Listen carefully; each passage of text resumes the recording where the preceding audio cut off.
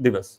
विश्व तंबाकू निषेध दिवस के ऊपर जो गायत्री सप्तक्रांति ट्रस्ट है उसके जरिए 15 दिवसीय एक आयोजन चलाया गया है और उसका आज 7वां दिन है।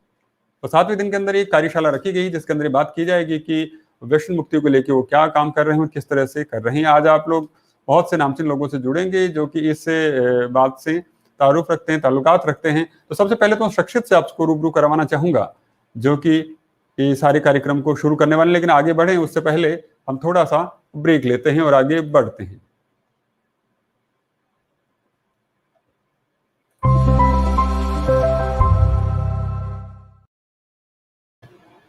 नमस्कार, मैं हूं सुनील नारनूलिया। आप देख रहे हैं क्रेडेंट टीवी और आज हम लोग बात करने वाले हैं धूम्रपान के ऊपर, क्योंकि आज है 11 मई, विश्व तंबाकू निषेध दिवस। विश्व तंबाकू निषेध दिवस में हर जगह अपने अपने कार्यक्रम किए जा रहे हैं, अपने अपने स्तर पर कार्यक्रम हो रहे हैं। और जयपुर की एक संस्था है गायत्री सप्तक्रांति ट्रस्ट, वो भी पिछले करीब 20 साल से इस क्षेत्र के अंदर कार्यक्रम कर रही है। उन्होंने मैंने जैसे भी जिक्र किया 15 दिवसीय कार्यक्रम आयोजित किया है। तो चलिए ज्यादा जानकारी हम उन्हीं से ही लें। तो उसके लिए मैं सबसे पहले आमंत्रित करना चाहूंगा विनोद शर्मा जी को, जो कि संयोजक हैं गायत्री सप्तक्रांति ट्रस्ट के। विनोद शर्मा जी, आपका हार्दिक अभिनंदन करता हूं। और सबसे पहले दर्शकों को यह बताने की कृपा करें कि इस सारे आयोजन के पीछे क्या मकसद रहा, कब से चला और क्या चला, इसके ऊपर थोड़ा सा प्रकाश डालने की कोशिश करें। देखिए, नशा मुक्ति के बारे में 98 में गायत्री परिवार तो आध्यात्मिक संस्था है। आध्यात्मिक दृष्टि से लोगों के आचरण, जीवन, चिंतन उसको ठीक करने की हिसाब से बहुत सारी योजनाएं हैं जो हमारी पहले से चल रही थी, उन पे काम भी हो रहा था। परंतु परम पूज्य गुरुदेव ने कहा था कि प्रचारात्मक के बाद में रचनात्मक कार्य, क्योंकि समाज को कुछ भी अगर हमें देना है अगर, तो वो रचनात्मक कार्यक्रमों के माध्यम से होता है। तो रचनात्मक कार्यों का तात्पर्य ये है कि ऐसी चीजें जो समाज को नुकसान पहुंचा रही है, इस प्रकार की जो चीजें हैं जहां पर कहीं भी कोई व्यसन है या कुछ गलत परंपराएं हैं, इस टाइप की जो चीजें हैं उनके विरुद्ध हम कार्य करके जनचेतना को जागृत करें। ये सारा सोच करके रचनात्मक कार्यक्रम की दृष्टि से जब हमने नजर दौड़ाई तो हमें समझ में आया कि सबसे पहले जो किया जाने वाला कार्य इसमें है वो नशा मुक्ति को लेकर के ही बहुत परिणामजनक रह सकता है। इसी से दुनिया जो है, मनुष्य जाति बहुत ज़्यादा इस समय पर परेशान है और दूसरी कुरीतियां वगैरह है उनका नंबर दूसरे नंबर पे आता है। और सबसे पहले तो यही है जो घर घर अशांति, कलह और गरीबी, झगड़े, पता नहीं किन किन स्थितियों में, और आपराधिक जितने भी अपराध होते हैं वो सारे इसी कारण से, क्योंकि नशे को लेकर के हम अखबार उठाकर देखते हैं तो उसमें कहीं भी कोई इस तरह की घटना आती, कोई हत्या हुई या ऐसा कुछ भी हुआ, तो बाद में पता लगता है 1-2 लाइनें नीचे लिखी हुई मिलेंगी कि वो शराब के नशे में था। तो नशा अपराधों का बहुत बड़ा कारण है। तो कुछ कुल मिलाकर माना जाए तो आध्यात्मिक संस्था का दायित्व होता है समाज में सुख, शांति और संस्कारों की स्थापना करना। और उस सुख, शांति, संस्कारों की स्थापना में जो सबसे बड़ा बाधक बना वो नजर आता है फिर यही नशा, क्योंकि इसके कारण से बहुत सारी चीजें जो हम चाहते हैं करना वो हो ही नहीं पाती हैं। तो हमने इसको फिर हाथ में लिया। हमारे और 1-2 जगह पर छुटपुट क्रियाकलाप चल रहे थे जहाँ से हमें ये समझ में आया कि ये एक अच्छा अभियान बन सकता है। तो 13 दिसंबर 1998 को हमने वाटिका शक्तिपीठ है यहाँ पे हमारा, वहाँ पर एक कार्यक्रम रखा। उसमें पूरे राजस्थान से 2000 से अधिक कार्यकर्ता शामिल हुए।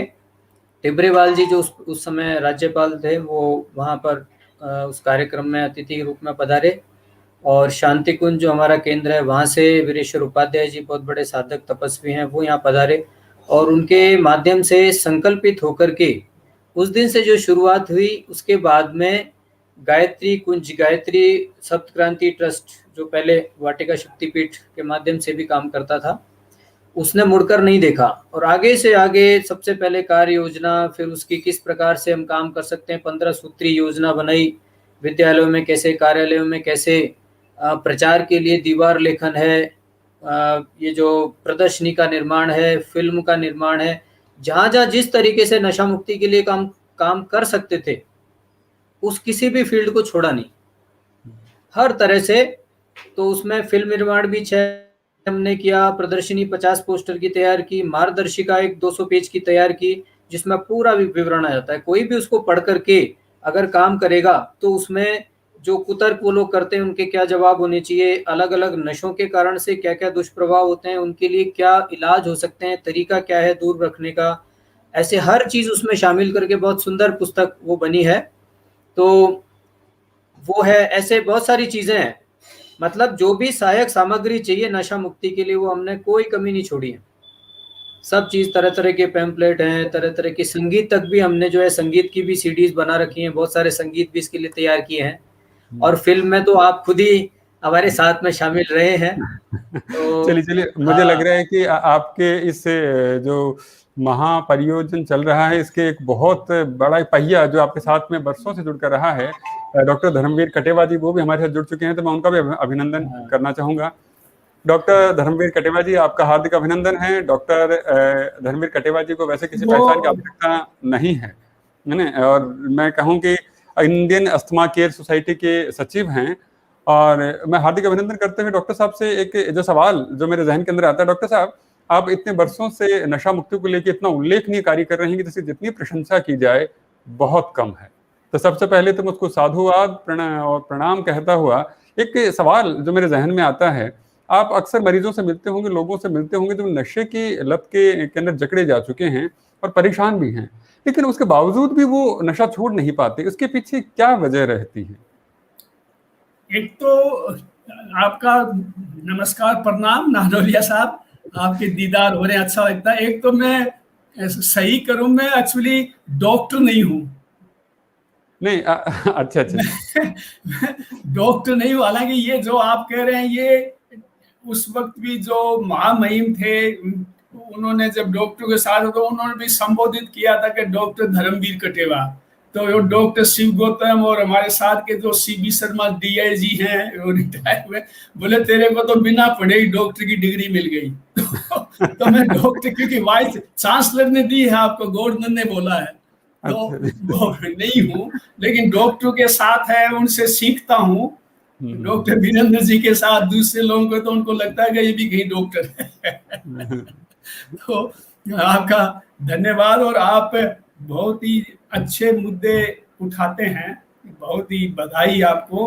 और आपने कहा कि छोड़ना चाहते हैं फिर भी छूटता नहीं है, छूटता नहीं है, क्या वजह छूटता नहीं है। तो ये सबसे बड़ी परेशानी यही आ रही है।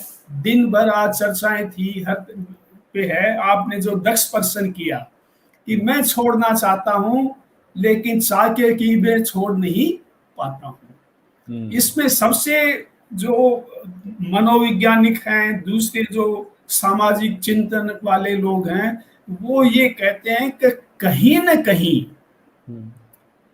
एडिक्शन हो गया है और वो उसका गुलाम बन गया है, लेकिन इच्छा शक्ति, प्रभु शक्ति सबसे प्रबल है, आत्म शक्ति।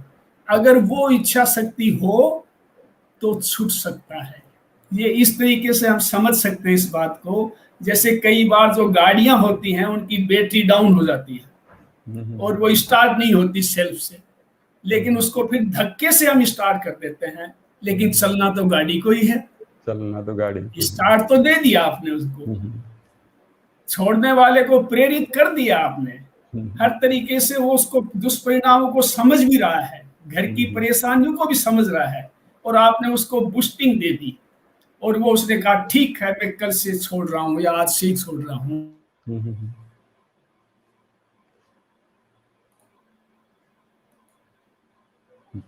चलिए,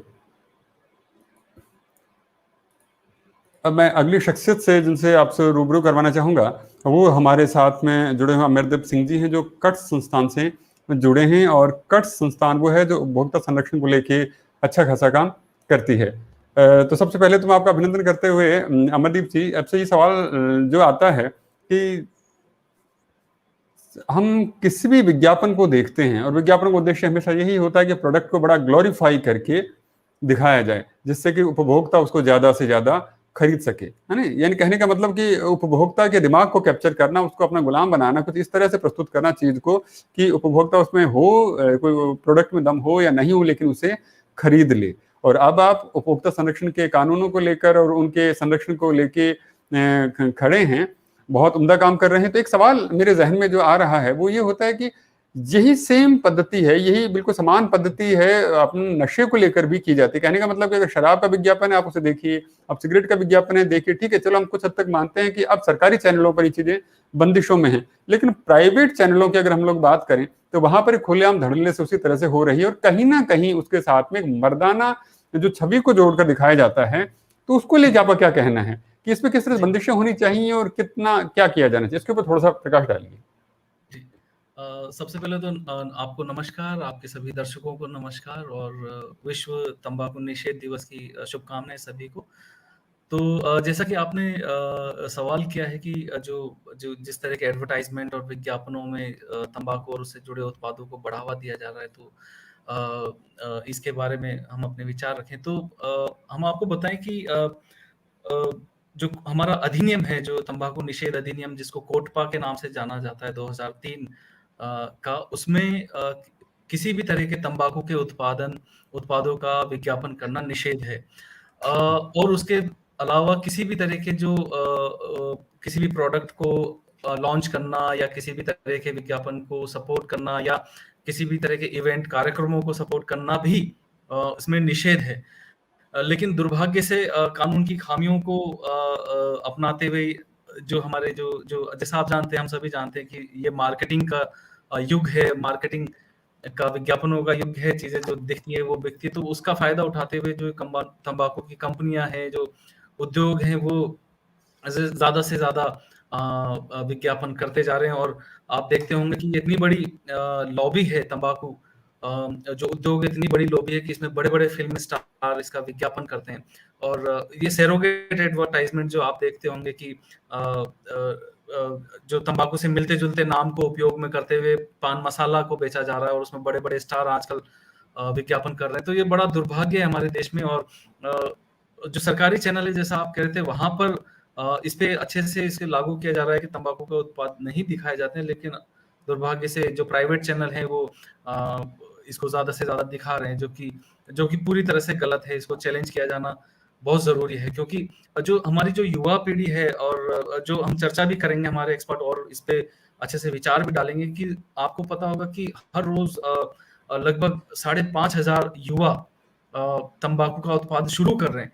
तो जो ये कैटेगरी है, जो नए शुरू हो रहे हैं, ये सबसे बड़ा महत्वपूर्ण एक बिंदु है। हमें इसे ही रोकना है। जो इस बार का जो विषय भी है, तंबाकू को छोड़ने का, जो प्रण लेने का विषय इस बार का जो अंतर्राष्ट्रीय विश्व तंबाकू दिवस का है, उस पे भी इसको फोकस किया गया कि जो छोड़ना चाहते हैं, जो वो किस तरह से छोड़ सके, किस तरह के प्रावधान यहाँ होने चाहिए, किस तरह का सहयोग होना चाहिए।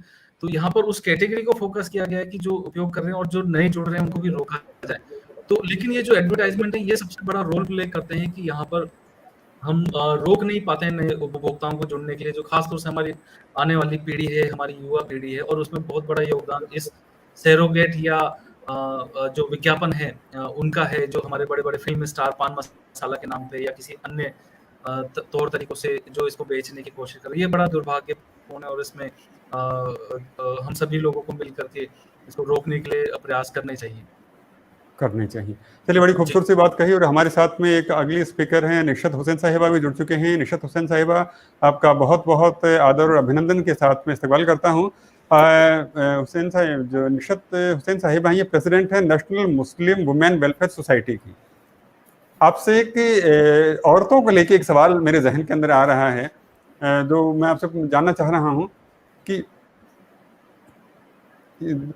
औरतों को लेके, निशत साहिब आप सुन पा रहे हैं मुझे?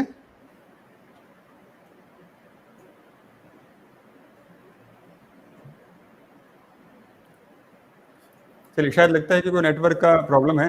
चलिए, अब हमारे साथ हमारे कुछ स्पीकर जुड़ चुके हैं। इसी बात को हम चर्चा को आगे बढ़ाते हैं। और जैसा कि कटेवा जी से चर्चा चल रही थी कि वहां पे चर्चा छूट गई थी नेटवर्क के इशू की वजह से। आप जिक्र कर रहे थे कि विल पावर विल पावर की वजह से, वो जैसे अभी राना का इस धक्के से स्टार्ट कर दो, तो वो स्टार्ट हुआ था कि बीच में क्रैश हो गया। वो साइड डेमो इसने कंप्यूटर में दिखाया होगा। तो उसी प्रकार कहीं न कहीं इच्छा शक्ति वो डगमगाती है। विल पावर कहीं न कहीं शीतल पड़ती है।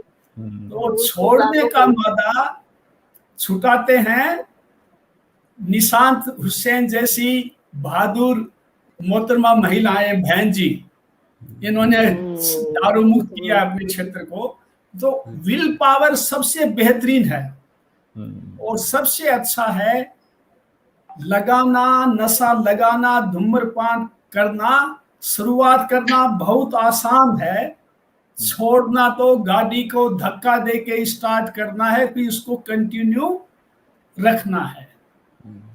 क्योंकि बहुत बहुत समाज में ऐसी विरक्तियां दिन दिन आ रही हैं कि संभल नहीं रहा है। तो सबसे अच्छी बात यह है कि शुरुआत ही ना हो, और गलती से शुरुआत हो गई हो तो आप जैसे बहादुर लोगों को ज्ञानियों की शरण में जाए, ज्ञानी लोग आप हैं जाए, और हुसैन ये कहते हैं ना, वो बड़े बड़ाई ना करे, बड़े ना बोले बोल, और हीरा मुख से ना कहे लाख हमारा मोल। तो ये धर्मवीर कटेवा जी, ये बात आप पे, ये उक्ति आप पे पूरी तरह से आती है कि आप इस क्षेत्र बहुत उम्दा काम कर रहे हैं, लेकिन आपका ये सिर्फ खाना है कि आप किस चीजों की जिम्मेदारियां नहीं लेते हैं और दूसरों को करते हैं। मुझे लगता है कि एक जो सवाल मैं निशित जी से पूछ रहा था, निशित जी, सवाल ये आता है कि महिलाओं का, और वैसे तो पुरुषों का भी होता है, लेकिन महिलाओं का अपने रूप सौंदर्य के लिए बड़ा आकर्षण रहता है कि मैं सुंदर दिखूं, मैं अच्छी दिखूं और बेहतरीन दिखूं। लेकिन उसके बावजूद भी औरतें भी आजकल देखने में आ रही, पहले भी करती थी, लेकिन इन दिनों में जो रेशियो है, जो परसेंटेज है, वो बहुत ज्यादा बढ़ने लग गया है। और जो मैं युवा जनरेशन की जो बात करूं, जो यंग जो जनरेशन है, युवा पीढ़ी है, वो भी, और इसमें मैं लड़कियों की खास करके बात कर रहा हूँ, उसका परसेंटेज भी इजाफा हो रहा है। तो आपको क्या लगता है कि महिलाओं के बीच में भी ये जो नशे को लेकर जो आकर्षण आ रहा है, इसकी क्या वजह है? और जबकि वो हम जानते हैं कि नशे से तो चेहरे में कह लीजिए, शरीर में कह लीजिए, विकृतियां आती ही हैं, और महिलाएं इससे वाकिफ भी, उसके बावजूद भी वो उसके आगोश में चली जाती हैं, उसकी गिरफ्त में चली जाती हैं। क्या वजह लगती है आपको? जी जी जी जी सुनील जी, बहुत बहुत शुक्रिया। बहुत अच्छे सवाल आप कर रहे हैं। और कटेवा जी तो मेरे इतने अजीज भाई हैं कि इनके मुंह से हमेशा तारीफ ही तारीफ होती है, क्योंकि ये खुद इतने अच्छे हैं कि बहुत काम कर रहे हैं। मतलब हम तो इनसे सीखे हैं और ये हमारी तारीफ कर रहे हैं। हम इस लायक हैं तो खुश नसीब हैं हम। आपने जो सवाल किया है वो किया है कि खवातीन के बीच में भी ये मसाइल बहुत ज्यादा बढ़ रहा है, नशे का है जो तो मैं आपसे दो चीज महिलाओं के बारे में बताने से पहले कहना चाहती हूँ कि 2002 में हमारी सरकार ने, इंडियन गवर्नमेंट ने लॉ बनाया, और लॉ के अनुसार उसमें बहुत सारी चीजों को बैन किया गया, और बहुत सारी धाराएं इस तरह की आई जो कि सारे स्टेट को उन्होंने लागू करने के लिए कहा। लेकिन ये हमारी बदकिस्मती है कि लॉ का हमें कतई भी डर है, ना दहशत है, ना वहशत है, कुछ नहीं है। तो सबसे बड़ी बात यह है कि अगर लॉ का डर होगा तो कुछ ना कुछ तो अच्छा होगा, लेकिन वो नहीं है। दूसरी बात, सरकार की इच्छा शक्ति। माफ कीजिएगा, मैं थोड़ा कुछ कड़वा बोल लेती हूँ। सरकार की इच्छा शक्ति, तो सरकार, कानून, अगर दोनों की इच्छा शक्ति सही नहीं है तो ये चीज बढ़ती जा रही है और बढ़ रही है। अब रहा सवाल महिलाओं की, जो आपने बात की है, तो मैं ये कहना चाह रही हूँ कि ये महिलाओं की बात तो है ही, लेकिन 3,500 लोग रोज हमारे इससे तंबाकू से, नशों से मर रहे हैं। तो ये एक इतना बड़ा डेटा हमारा जा रहा है, लेकिन कहीं भी हम चेत नहीं पा रहे हैं। अब ये कटेवा जी हैं, गायत्री परिवार है, गायत्री परिवार से और इन सब से मैं भी जुड़ी हुई हूँ। लंबे टाइम से हम लोग काम कर रहे हैं, 20-20, 25-25 साल हो गए हैं, लेकिन तरीके लोग बाग नए से नए इस्तेमाल कर लेते हैं। अब महिलाओं की जब आपने बात की है, तो आपको ये कहने में भी मुझे थोड़ा सा अफसोस है कि बहुत सारे हमारे भाई ये प्रेशर करते हैं कि आप सिगरेट लीजिए, आप शराब लीजिए, आप ये लीजिए, तो वो कहीं ना कहीं उनके अंडर प्रेशर में आती हैं। लेकिन इसके अलावा जो बात है वो ये है कि भाई ने बहुत अच्छा नाम कटेवा जी ने दे रखा है कि पर्दे में जर्दा, मतलब नकाब डल गया और पर्दे में जर्दा। तो मैं इस बात को मानने को तैयार हूँ, बिल्कुल सही बात है। मुसलमान औरत है जिनके बीच बहुत ज्यादा मेरा काम है, वहां पे जर्दा, पानदान, उगालदान की बात बहुत जबरदस्त है, वो नशा कर रही है। लेकिन वो तंबाकू का छोटा सा टुकड़ा डालती हैं, वो भी उनके लिए हानिप्रद है, लेकिन वो बहती नहीं है। समाज में जो चीज हो रही है नशे के द्वारा, मर तो रहे हैं, वो खानदान भी मर रहे हैं, बच्चे भी मर रहे हैं, बच्चा वो सीख रहा है।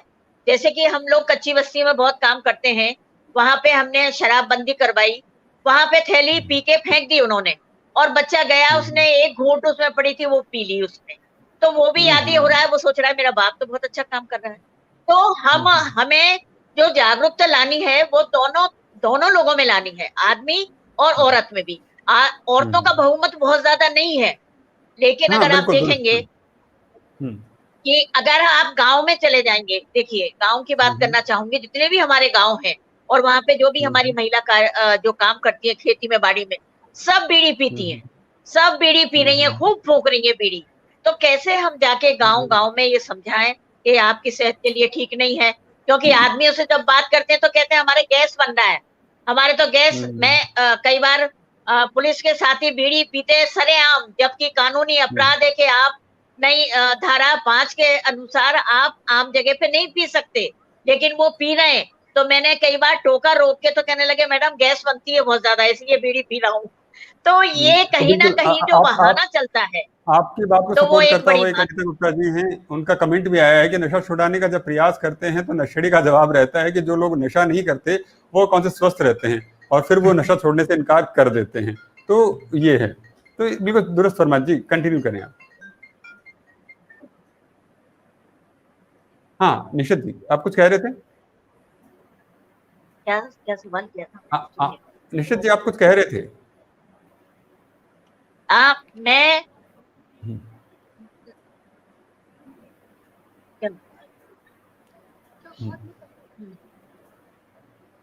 मैं यही कहना चाह रही हूँ कि हम सबको, कटेवा जी तो सरकार में भी बहुत बड़ा अस्तित्व रखते हैं हमारा, हम सब मिलकर जाके सरकार को ये कहें कि जो लॉ बना हुआ है उसका इम्प्लीमेंट होना बहुत जरूरी है।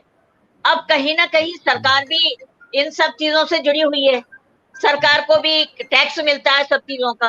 तो अब वही सारी हमारी जो तकलीफ है, हम जो काम करने वालों की तकलीफ है, वो ये है कि हम स्कूलों के पास मंदिर। कौन जुड़े सर?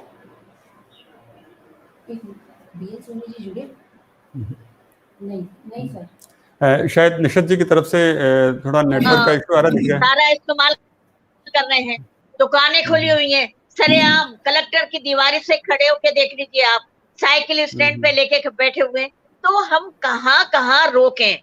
तो रोकने में जब तक और शक्तियां हैं, जिनके पास पावर है, जिनके पास पकड़ने का पावर है, उन लोगों का साथ हम लोगों को मिलेगा तो हम बहुत आगे बढ़ सकते हैं और इन सब चीजों को रोक सकते हैं।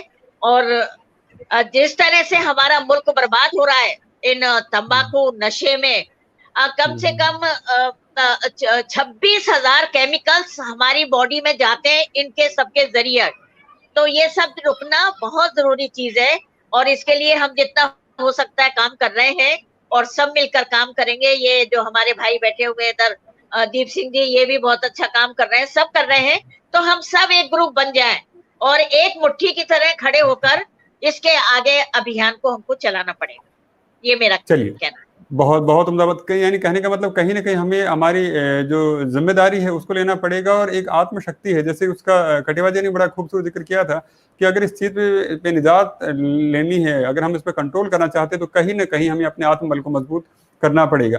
बस आत्मबल को मजबूत करने में एक तरीका अगर सरकार सहायता करे तो हो सकता है, तो वो लेकिन मुझे लगता है अमरदीप जी की तरफ बढ़ना चाहूंगा। अमरदीप जी, सवाल आपके खाते में ये आता है कि उपभोक्ता हैं, उपभोक्ताओं को तो सामान मिलता है तो खरीदने से वंचित नहीं रहना चाहते हैं, है ना। हम अगर शराब की दुकानों की अगर बात करें तो शराब है वो किराने की दुकान के ऊपर नहीं मिलती है, उसके लिए एक स्पेसिफाइक एक दुकान तय की गई कि वहीं से जाके आप शराब ले सकते हैं। तो क्या ऐसा कोई कानून गुटखे के लिए, बीड़ी के लिए, सिगरेट के लिए है या होना चाहिए? इसके ऊपर थोड़ा प्रकाश डालिए आप,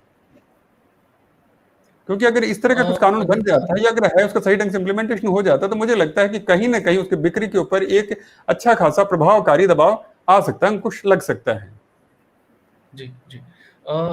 आपके सवाल का जवाब देने से पहले मैं निशात जी के बात में एक बात ऐड करना चाहूंगा। जैसा उन्होंने बहुत खूबसूरती से बताया कि जो हमारे कस्टम हैं, हमारे जो रिवाज हैं, उसमें किस तरह से तंबाकू और उससे जुड़े हुए उत्पाद बहुत सोसाइटी में अंदर तक पेट कर चुके हैं, जो कि बहुत गंभीर मुद्दा है। मैं आपको हवाला दूंगा। हमने पूरे राजस्थान में कई तरह के सर्वे किए हैं तंबाकू पर। उसमें एक सर्वे ये था जो 2009-10 के दौरान था, हालांकि पुराना डेटा, लेकिन बहुत चौंकाने वाले तथ्य सामने आए थे। और उसमें ये आया था खासतौर से रूरल एरियाज में कि हमारे राजस्थान के रूरल एरियाज के 65% लोगों ने माना था कि उनके घरों में जो रिवाज हैं उनमें तंबाकू और उससे जुड़े हुए उत्पाद को सर्व किया जाता है शादी ब्याह में और दूसरे कार्यक्रमों में। और 85% लोगों ने ये माना था कि जो ये वाले कस्टम हैं जो घरों में सर्व किए जाते हैं, उससे जो उनके बच्चे हैं या उनकी जो पीढ़ी है, खासतौर से युवा पीढ़ी ने माना था कि वो सबसे ज्यादा उनके लिए सीखने का जरिया था तंबाकू का उपयोग करना। वहां से सबसे पहले उन्होंने सीखा था कि वो तंबाकू का उपयोग करें जो हमारे घरों में सामाजिक कार्यक्रमों में सर्व किए जाते हैं, बीड़ी, सिगरेट, तंबाकू। तो ये बड़ा गंभीर मुद्दा है और इसके लिए आपने सही कहा था निशात जी ने कि, और कठेवा जी के नेतृत्व में हम लोगों ने कई तरह के अभियान भी किए हैं, कई संस्थाओं को जोड़ा भी है कि हम विशेष रूप से जो सामाजिक सरोकार है हमारे, उनमें तंबाकू और उसके उत्पादों को शामिल ना होने दें। तो ये आपने अच्छा याद दिलाया था, मैंने सोचा इसमें आपको फैक्ट्स भी मैं यहाँ कुछ बता दूं। तो जहां तक अब आप बात कर रहे थे कि जिस तरह की शराब की दुकानों के सेपरेट लाइसेंसिंग होती है, जो कि आमतौर पे आम दुकानों पे नहीं मिल सकती हैं शराब और इस तरह के उत्पाद, तो तंबाकू के लिए क्यों नहीं है। लेकिन वही दोबारा से हम बात करेंगे कि जो यहाँ पर एक्ट बना हुआ है हमारे देश में, कोटपा, उसमें फिलहाल ये प्रावधान नहीं है कि तंबाकू के अलग से लाइसेंसिंग होगी, अलग से उनकी दुकानें होंगी या उसको अलग से बेचा जा सकता है। लेकिन वहां पर कुछ इस तरह के प्रावधान है कि जैसे स्कूल हैं, एजुकेशनल इंस्टीट्यूट, उनके आसपास 200 मीटर तक किसी भी तरह के 200 गज में किसी भी तरह के तंबाकू के उत्पाद नहीं बेचे जा सकते हैं। लेकिन दुर्भाग्य से किसी सेपरेट लाइसेंसिंग की बात नहीं की गई है। लेकिन ये जरूर जो तंबाकू नियंत्रण के लिए काम करने वाली संस्थाएं हैं हमारी तरह, और जो आज यहाँ जुड़े भी हैं, वो सभी लोग एक लंबे समय से मांग भी कर रहे हैं कि इस तरह का कानून होना चाहिए कि जो तंबाकू के उत्पाद है वो आम दुकानों पे ना बेचे जा सके। कुछ उसमें अच्छे प्रावधान है, जैसे कि 18 साल से कम उम्र के बच्चे या के व्यक्तियों को नहीं बेचा जाए तंबाकू उत्पाद, लेकिन 18 साल से कम को नहीं बेचा जा सकता, और दुकान में 18 साल से कम के व्यक्ति हो भी नहीं सकते हैं बेचने के लिए। लेकिन यहाँ पे फिर मैं कहूँगा कि खामियां हैं मॉनिटरिंग में या शायद इम्प्लीमेंटेशन में, कि हम देखते हैं खासतौर से रूरल एरियाज में 18 साल से कम के बच्चे तंबाकू के उत्पाद खरीदते हैं, और खासतौर से दुकानों में भी आज भी बच्चे तंबाकू के उत्पाद बेच रहे होते हैं 18 साल से जो कम है। तो ये इस तरह की कमी है। हालांकि लाइसेंसिंग अभी भी नहीं है, अलग से सेपरेट दुकानें नहीं है। उसके अलावा एक और मुद्दा यहाँ पर होता है कि जो तंबाकू की जैसे सिगरेट की अगर हम बात करें, तो आप देखते हैं कि लूज सिगरेट, खुली सिगरेट दुकान में जाके खरीदी जा सकती है, एक या दो, क्योंकि सिगरेट टैक्स बढ़ने से या अन्य कारणों से अभी महंगी तो हो गई, लेकिन एक या दो उपलब्ध होने से जो उसे छोड़ना चाहते हैं वो छोड़ नहीं पा रहे हैं। तो ये भी एक मांग हमेशा उठती रहती है। हम जो संगठन है ये बात उठाते रहते हैं कि जो लूज सिगरेट है, एक या दो इस तरह से बिना पैकेट के नहीं बेची जानी चाहिए, केवल पूरा पैकेट बेचा जाना चाहिए, ताकि कम से कम लोग खरीद सकें महंगे होने के कारण, और इस व्याधि से, इस बीमारी से दूर रह सकें। तो ये मेरा कहना है इस विषय में। चलिए, आपने बड़ी अच्छी सी जो बात जो यहाँ पर निकल कर आई कि कहीं ना कहीं कानूनों की कमी है, और उसके लिए सभी जो संस्थाएं हैं वो इसके लिए प्रयासरत हैं। एक सवाल मैं धर्मवीर जी की तरफ लेकर बढ़ना चाहूंगा। धर्मवीर जी, हमारे सामने बात आ चुकी है कि कहीं ना कहीं कानून में कोताही हो रही है, और शायद सरकार काम कर रही है, अच्छा काम कर रही है, लेकिन जितना जिम्मेदारी से काम करना चाहिए था शायद वो कोई लामबंद किसी न किसी दबाव कह लीजिए, कोई उनकी मजबूरियां कह लीजिए, जिसकी वजह से नहीं कर पा रही। तो एक जो समझ में आ रहा है कि हमें सब पता चल चुका है कि सब इससे नुकसान हो रहा है, इससे परेशानियां आ रही हैं, तो सरकार बैन क्यों नहीं कर रही है? कि इसके आर्थिक समीकरण कुछ इस तरह से व्यवस्थित हो रखे हैं कि अगर इन्हें बैन कर दिया जाएगा तो आर्थिक संकट आ जाएगा? क्या लगता है आपको? कि आप देखिए, मेडिकल की हम बात करें तो मेडिकल में भी अच्छा खासा खर्चा होता है तंबाकू की वजह से, ये कैंसर होता है और जो चीजें होती हैं, है ना? तो क्या कहना है आपका? कहना ये है सुनील नांदोलिया जी साहब, ये 33वां विश्व तंबाकू निषेध दिवस है। 33वां, आज जो हम बैठे हैं 33वां है। और 36 साल पहले मतलब इस तंबाकू दिवस मनाने के 3 साल पहले इंडियन अस्थमा केयर सोसाइटी का स्थापना हुई थी। डॉक्टर वीरेंद्र सिंह जी के हाथों स्थापना की थी 3 साल पहले, और विश्व तंबाकू दिवस मना 3 साल बाद पहला, और आज वो 33वां है। और आज 2.5 घंटे तक राजस्थान सरकार के मुख्यमंत्री, हेल्थ मिनिस्टर, पूरी की उसके जो चीफ सेक्रेटरी, सारा अमला जो स्वास्थ्य को संभाले हुए है, उनकी वीसी थी, और वो दावा कर रहे थे कि करीब 4-5 लाख लोग उससे जुड़े हैं प्रदेश के। और उसमें कई बातें उठी, और कुछ एक प्रश्न जो आपने उठाया था प्रारंभ में कि तंबाकू सेवन से कोई तकलीफ नहीं होती, एक बहन ने कहा है कि वो तो पीते हैं, उनको कुछ भी नहीं हुआ। तो आज एक महावीर कैंसर के हॉस्पिटल के डॉक्टर थे, मैं उनको सुन रहा था, वो कह रहे थे हमारे हॉस्पिटल में कैंसर से पीड़ित पेशेंट है, और मैं उसको कहता हूं कि तंबाकू छोड़ दिए, तो वो कहता है मेरे को तंबाकू से नहीं हुआ, वो तो मेरे से ज्यादा तंबाकू मेरा पड़ोसी खाता है, उसको तो कुछ नहीं हुआ। ये मिथक है। जरूरी नहीं उसको पड़ोसी ज्यादा खा रहा उसको कैंसर ही हो, उसको लीवर की प्रॉब्लम हो सकती है, उसको हार्ट की प्रॉब्लम हो सकती है, शुगर की प्रॉब्लम हो सकती है, ब्रेन की प्रॉब्लम हो सकती है। तो ये अलग अलग बात है। और दूसरा जो बड़ी बात ये है कि रे जो इनसे पीड़ित होके दिवगत हो गया वो हमें दिखता नहीं है, और जो जिंदा है वो सिगरेट बीड़ी पीते हुए दिखता है। वो एक दिखता है तो कहते हैं अरे ये कब से पी रहा है, वो दिख रहा है, लेकिन अरे भाई 90% लोग इसकी वजह से अकाल मौत को प्राप्त हो गए, अकाल बीमारियों में चले गए। जहां तक खर्चे की बात है, वो खर्चा भी था। 500 करोड़ रुपए का नेट नुकसान है तंबाकू से राज्य को। बताएं। कहने को है कि इतना रेवेन्यू आता है, लेकिन 1160 करोड़ रुपए उनका खर्च होता है तंबाकू जनित बीमारियों पर। बताएं कितना, बताएं। आंकड़ा मिला के देखा तो शुद्ध नुकसान 500 करोड़ रुपया राज्य सरकार को हो रहा है। तो ये मिथक है। जैसे रोता नहीं है कि मैं मेरे को खाए जा रहा हूँ और वो चबा रहा है, वो मैं धीरे धीरे खत्म हो रहा हूँ। वो डॉगी वाला हार्ड होता ना, कुत्ते वाला हड्डी, कुत्ता खाता है तो उसको लगता है कि उसको रस आ रहा है, लेकिन वो तो उसी का खून निकल रहा है उससे। सही बात, सही बात है। बेशक। बहुत बहुत बहुत उसको लगता है कि मैं हड्डी चबा रहा हूँ, मैं खा रहा हूँ, लेकिन वो हड्डी उसका खून निकाल रही है। तो ठीक वैसा ही हो रहा है। राज्य को लगता है कि शराब और तंबाकू से उसका रेवेन्यू आ रहा है, लेकिन कितनी विपत्ति आ रही है। आज खुद मुख्यमंत्री चिंतित हो रहे थे कि भविष्य क्या होगा हमारे देश का, कि युवा पीढ़ी तो नशे में जा रही है। तो उन्होंने कहा कि पूरे देश की एक नीति बने, तंबाकू पे एक नीति बने। तो ये है, और वो आप जैसे व्यक्ति हैं वो ऐसे उठाते हैं। और सबसे बेहतरीन बात तो है ये फिल्मी सितारे, दूसरे जो क्रिकेट वाले जंतु जो हैं, वो इनका प्रचार करते हैं। बहुत और युवा है ना, युवा क्यों सीखते हैं? युवा उनको अपना रोल मॉडल में देखता है, रोल मॉडल मानते हैं। बहुत बहुत बहुत गंभीर मुद्दा उठाया कहीं ना कहीं।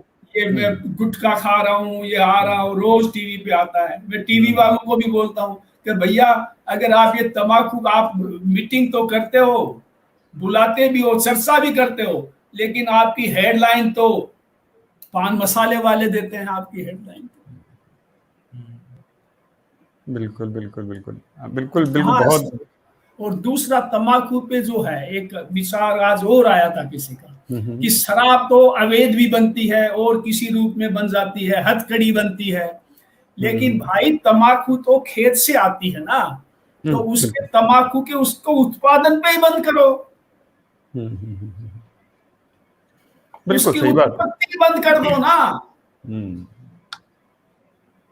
आपको कोटपा बनाने की जरूरत ही नहीं है, कानून बना की जरूरत ही नहीं है। आप तंबाकू के खेत में तंबाकू नहीं आएगी, खत्म कर दो, वहीं पे रूट को ही खत्म कर दो ना। तो ना मार्केटिंग होगी, ना उपयोग होगा, लेकिन कहीं न कहीं तो पेच है। बिल्कुल, वो ना रहेगा, ना बांस ना बजेगी ना बजेगी बांसुरी। बांसुरी। बिल्कुल बिल्कुल। हमारे साथ कुछ और वक्तागण भी जुड़ते जा रहे हैं, मैं उन्हें भी लाइन भी लेना चाहूंगा। अंतर सिंह नेहरा जी भी हैं, जो कि हमारे माननीय कलेक्टर साहब हैं, वो भी जुड़ चुके हैं हमारे साथ में। नमस्कार अंतर सिंह नेहरा जी। नमस्कार जी, नमस्कार। संभव चलिए, आप हमारे साथ जुड़ चुके हैं। कलेक्टर साहब आ गए, बहुत हाँ, अच्छी कलेक्टर बात है। साहब जुड़ चुके हैं हमारे साथ में।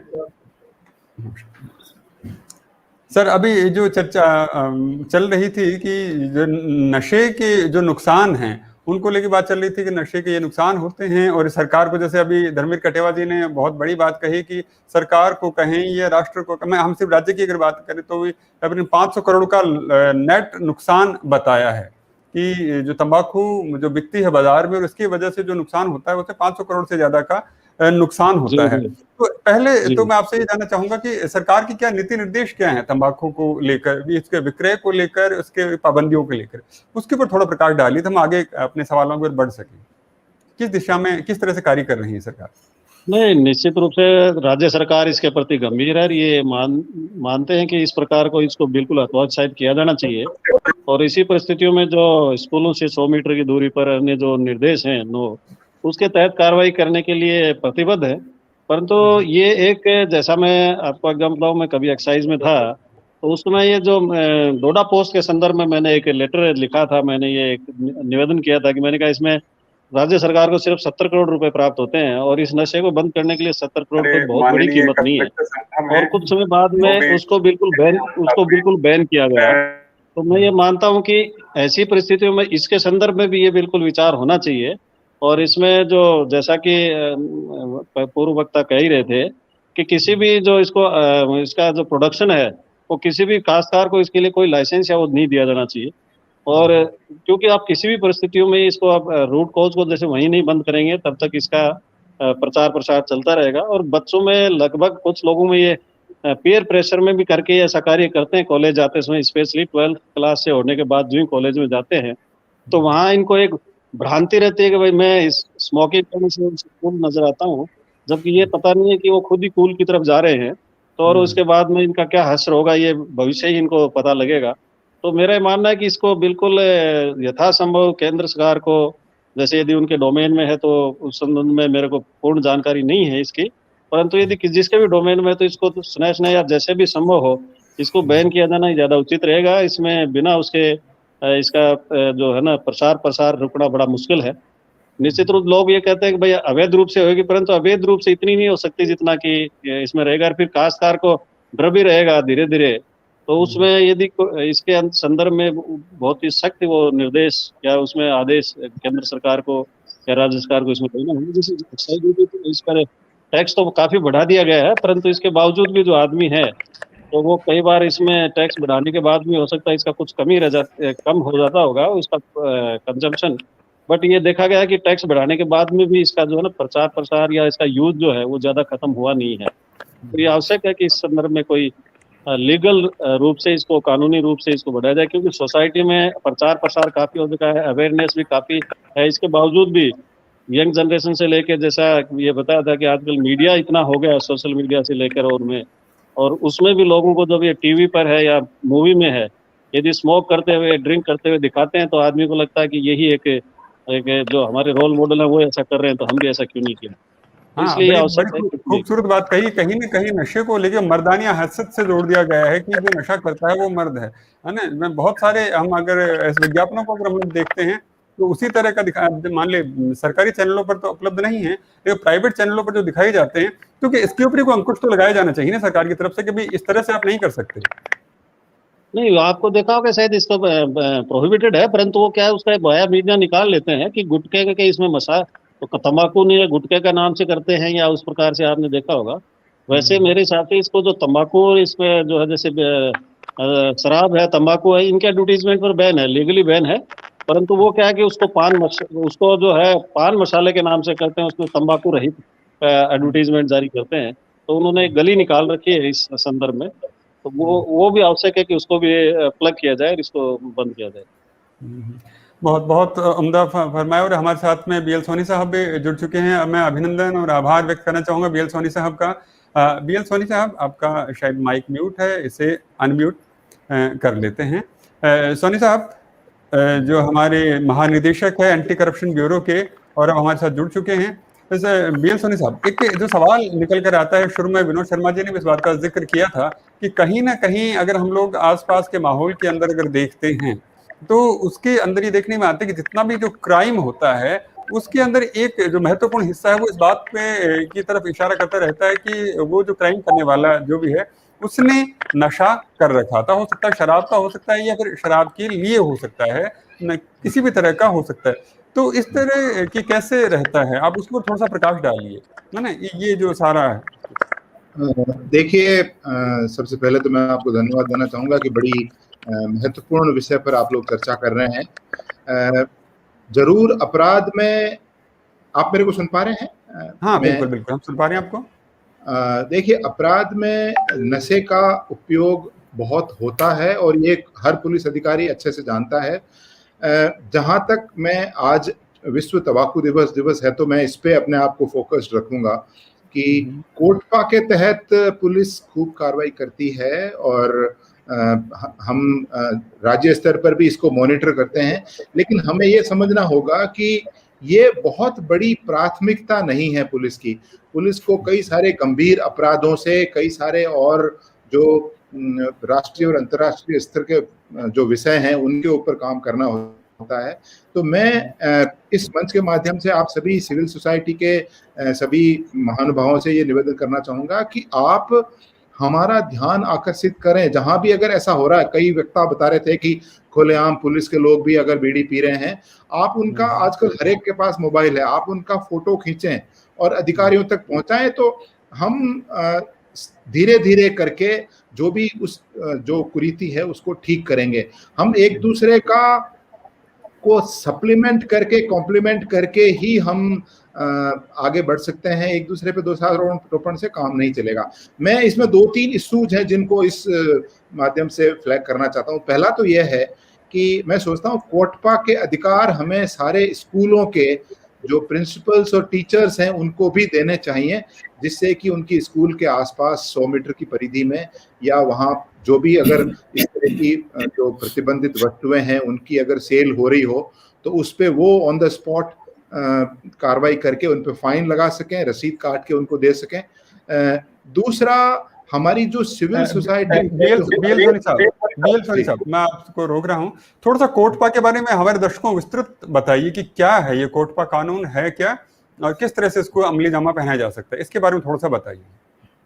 कोटपा जो कानून है वो जो सिगरेट उत्पाद हैं उनके जो तंबाकू के उत्पाद है उनके सार्वजनिक रूप से सेल पर, उनके सार्वजनिक रूप से उपयोग पर उस पर प्रतिबंध लगाता है, जिसके मुख्य प्रोविजंस ये हैं कि अगर कोई स्कूल है तो उसकी 100 मीटर की परिधि में कोई सिगरेट, गुटखा, पान, तंबाकू नहीं बेच सकता।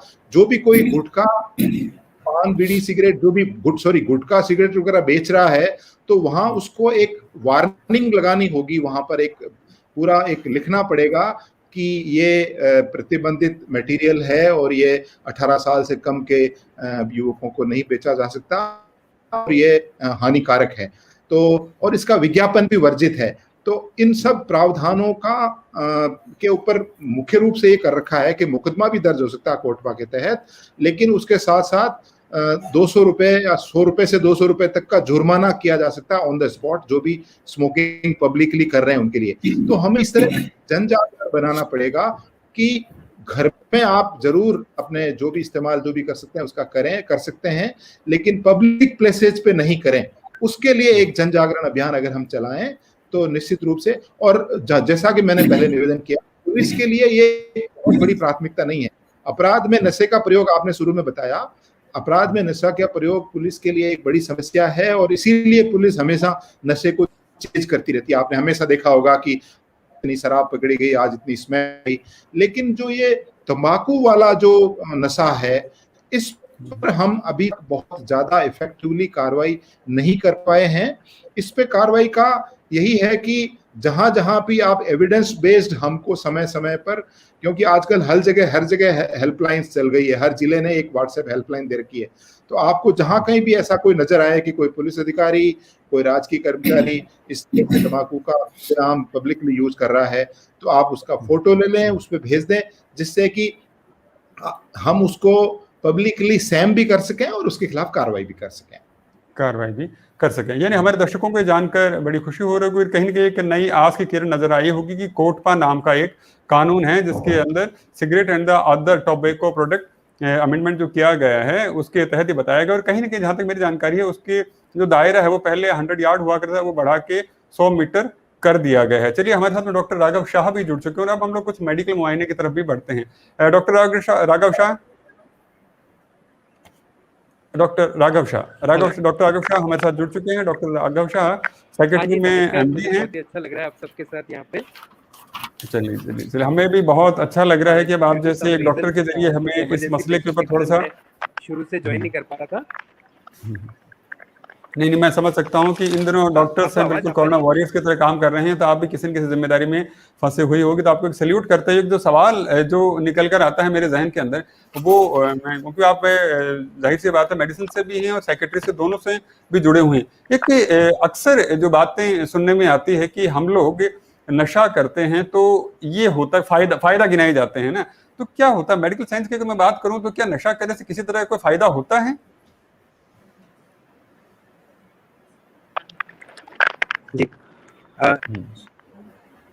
क्योंकि जाहिर सी बात है लोग बहुत फायदे गिनाते रहते हैं।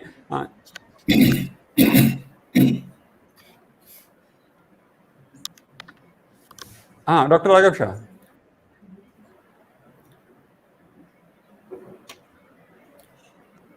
डॉक्टर राघव शाह सुन पा रहे हैं आप हमें? शायद किसी तकनीकी खामी की वजह से डॉक्टर राघव शाह भी हमारे साथ अच्छी तरह से नहीं जुड़ पा रहे हैं। अभी हमारे साथ में कमल लोचन जी भी जुड़ चुके हैं। कमल लोचन जी वो उम्दा नाम है जिन्होंने अहिंसा का मार्ग चुनते हुए, अगर मैं याद करूं तो जो चाकसू में जो कत्ल खाना है उसको बंद करवाने में कमल लोचन जी का बड़ा महत्वपूर्ण भूमिका रही है। तो मैं इस अहिंसा पुजारी का स्वागत करता हूं, अभिनंदन करता हूं, इस कार्यक्रम में स्वागत करता हूं। और कमल लोचन जी, एक जो सवाल निकल कर आ रहा है मेरे जहन में जो आपको लेकर है, पहले तो आप अपने बारे में बताएं थोड़ा सा कि आप किस तरह से काम करते हैं नशे को रोकने के लिए, फिर हम थोड़े आगे सवाल तक बढ़ेंगे।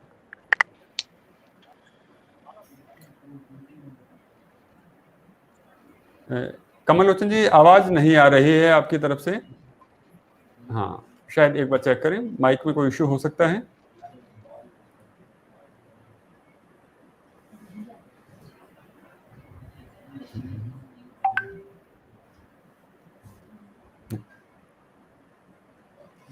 कमल जी, हाँ देखिए,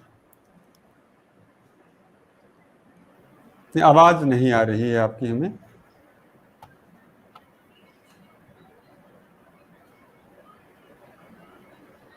चलिए, हाँ जी, कमल जी कुछ बोलिए। आपका माइक म्यूट है कमल जी। माइक म्यूट है संभवतः। म्यूट है माइक।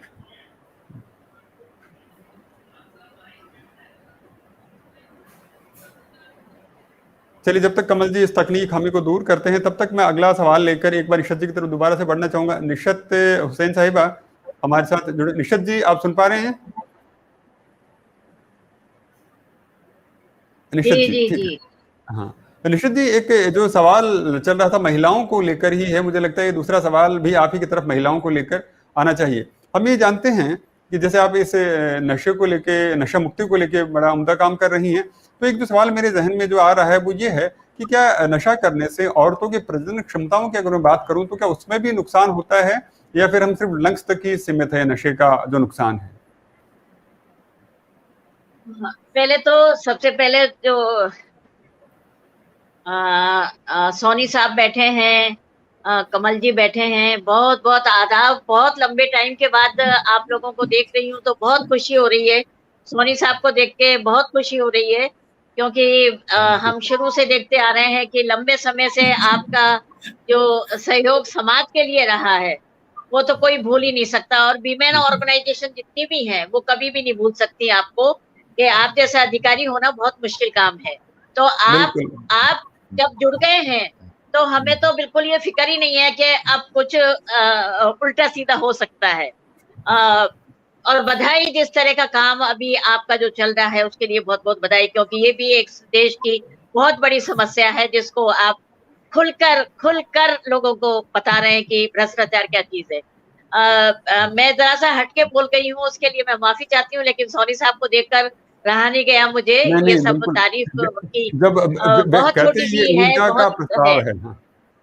अब रहा सवाल, जब महिलाओं पे आप बात करते हैं तो ये तो पक्का है कि देखिए, महिला हो या पुरुष हो, कोई भी अगर नशे को लेकर किसी भी तरह का तंबाकू ले रहा है, गुटखा ले रहा है, या वो और दुनिया भर की जो चीजें चल गई हैं वो ले रहे हैं, तो सेहत तो जरूर खराब होगी। और अगर हम महिला की अगर खास तौर से बात करते हैं तो उसमें ऊपर वाले ने एक और शक्ति दी है कि वो बच्चा पैदा करती है। तो इन सारी चीजों का बच्चों पे भी बहुत असर होता है। जब प्रेग्नेंट होती हैं और इन सब चीजों को वो अगर लेती हैं तो इसका भी बहुत ज्यादा सेहत पे फर्क पड़ता है, बच्चे पे फर्क पड़ता है।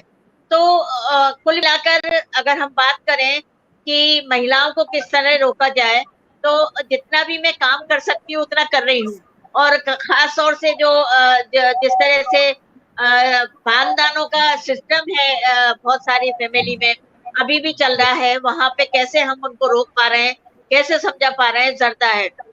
लेकिन जर्दे को लेके एक बहुत बड़ी जो समस्या है, वो हर आदमी हर औरत एक ही बात बोलता है, साहब गैस की प्रॉब्लम है इसलिए हम जर्दा खाते हैं। तो मेरे ये समझ में नहीं आता कि ये क्या प्रॉब्लम है और किस तरह से इस प्रॉब्लम को दूर कर सकते हैं। क्या कुछ तरह की कोई मेडिसिन है? डॉक्टर साहब यहाँ पे अभी आए थे कि भाई ये जो गैस की जो सिस्टम है जिसकी वजह से ये नशे में जा रहे हैं, तो वो कैसे दूर किया जा सकता है। और महिलाओं का जो सवाल है, मैंने आपको बताया, जैसा कि अभी भाई ने भी बताया, कितना मतलब हमारा गांव ढाणी ढाणी पे हमारी महिलाएं बीड़ी पीती हैं, खूब बीड़ी फूक रही हैं, जम के बीड़ी पीती हैं, सब बैठ जाते हैं, एक पंचायत सी बन जाती है, और आदमी भी पी रहा है और औरत भी पी रही है। तो मुझे लगता है कि अगर सभ्य समाज की हम बात करें, अगर मेरे हाथ में कोई सिगरेट आ जाएगी तो आप लोगों को बड़ा अचंभा होगा कि निशाद जी के हाथ में सिगरेट कैसे, ये कैसी महिलाएं। लेकिन हमारी गांव की महिलाएं तो खुलकर पी रही हैं, वहां पे कोई एतराज नहीं हो रहा है। तो ये सारा सिस्टम है कि हम कैसे इसको कर पाएंगे, तो सबके सहयोग से और खास तौर से सरकार के सहयोग से, क्योंकि हम सबके पास बहुत सीमित साधन है और सीमित साधनों के हिसाब से हम काम कर सकते हैं। तो सरकार कुछ इसका जिस तरीके से भी हम लोगों का सहयोग ले सकती है, हम करने को तैयार हैं उनके साथ। और ये एक जो हजारों लोग हमारे राजस्थान में, जैसे मैंने बताया कि 3,500 लोग रोज मर रहे हैं तंबाकू और इन नशों की चीज से, तो कैसे हम हमारे इन भाइयों को और बहनों को हम जिंदा रख सकें, हमारे साथ रख सकते हैं, इस देश की उन्नति में उनका सहयोग ले सकें, ये सारा काम हम लोग जरूर करेंगे आप सबके सहयोग से। बिल्कुल बिल्कुल। और जब BL सोनी जी जैसे जो प्रखर व्यक्ति हमारे साथ में हो, तो जाहिर सी बात है कि मंजिलें मिलना आसान हो जाती है। सोनी साहब, एक जो सवाल मेरे जहन में जो आ रहा है कि भारत को युवा देश कहा जाता है, और इस युवा देश की मान के ये देखिए कि 23 करोड़ से ज्यादा जो युवा हैं वो नशे की गिरफ्त में हैं। अगर ये नशे की गिरफ्त में इसी तरह युवाओं का प्रतिशत बढ़ता रहा तो इस युवा देश को वृद्ध देश बनने में कोई बहुत ज्यादा वक्त नहीं लगेगा। मैं इस बात को आपकी उस बात से कनेक्ट करना चाहूंगा कि अभी सरकार इसको एक प्राइमरी तौर पे नहीं ले रही है कि ये प्राइमरी क्राइम है, इसके जरिए क्राइम होता है, तो इस वजह से इसको नहीं लिया जाता।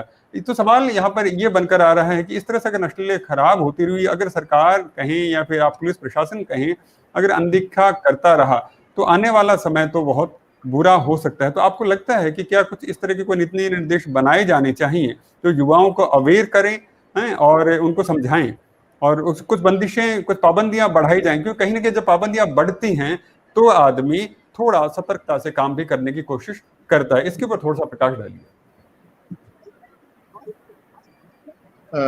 निश्चित रूप से सुनील जी आप सही कह रहे हैं, इस पे हमें और ज्यादा करने की जरूरत है। मुझे याद है हमने अल्कोहलिक एनोनिमस के साथ मिलकर के और शराब छुड़ाने का एक काफी बड़ा पहल हमने की थी।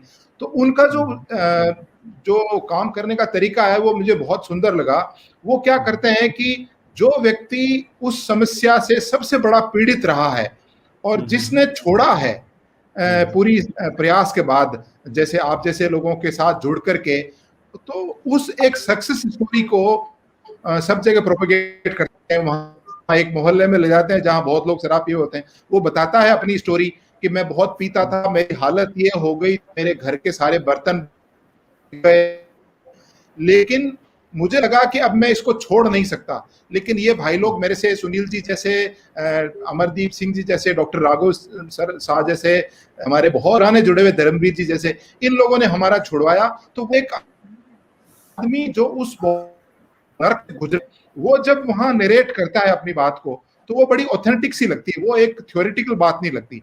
मुझे लगता है यही मॉडल हमें यहाँ भी अपनाना चाहिए। जो बहनें, जो भाई इसका नशा करते करते बहुत हालत खराब हो चुकी है, अब वो हार चुके हैं कि हम छोड़ नहीं सकते।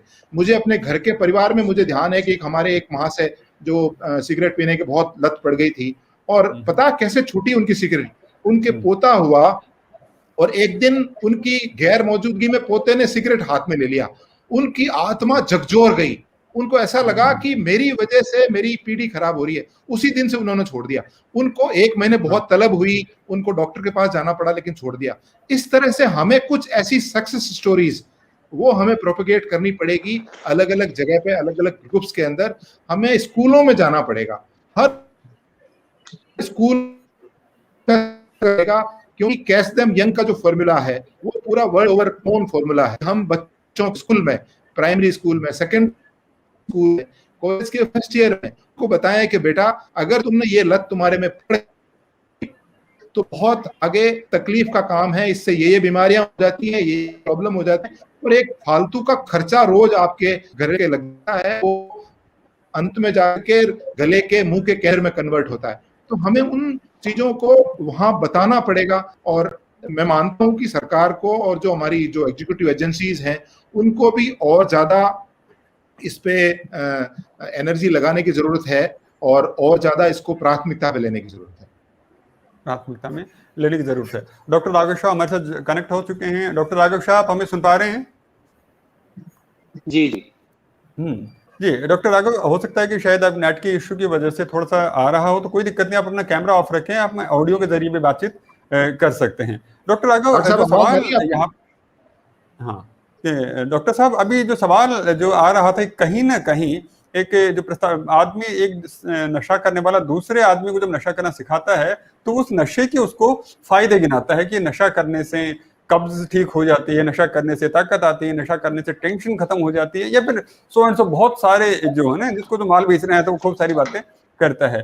तो वैज्ञानिक दृष्टिकोण की अगर मैं बात करूं तो क्या वाकई नशे से किसी तरह का कोई फायदा होता है, या फिर ये सिर्फ अपने ही उसे मंडली में शामिल करने के लिए लोगों को इस तरह भ्रमित किया जाता है? हाँ डॉक्टर साहब, कोई नहीं, आप अपना कैमरा ऑफ करके सिर्फ साउंड के जरिए कनेक्ट रहें।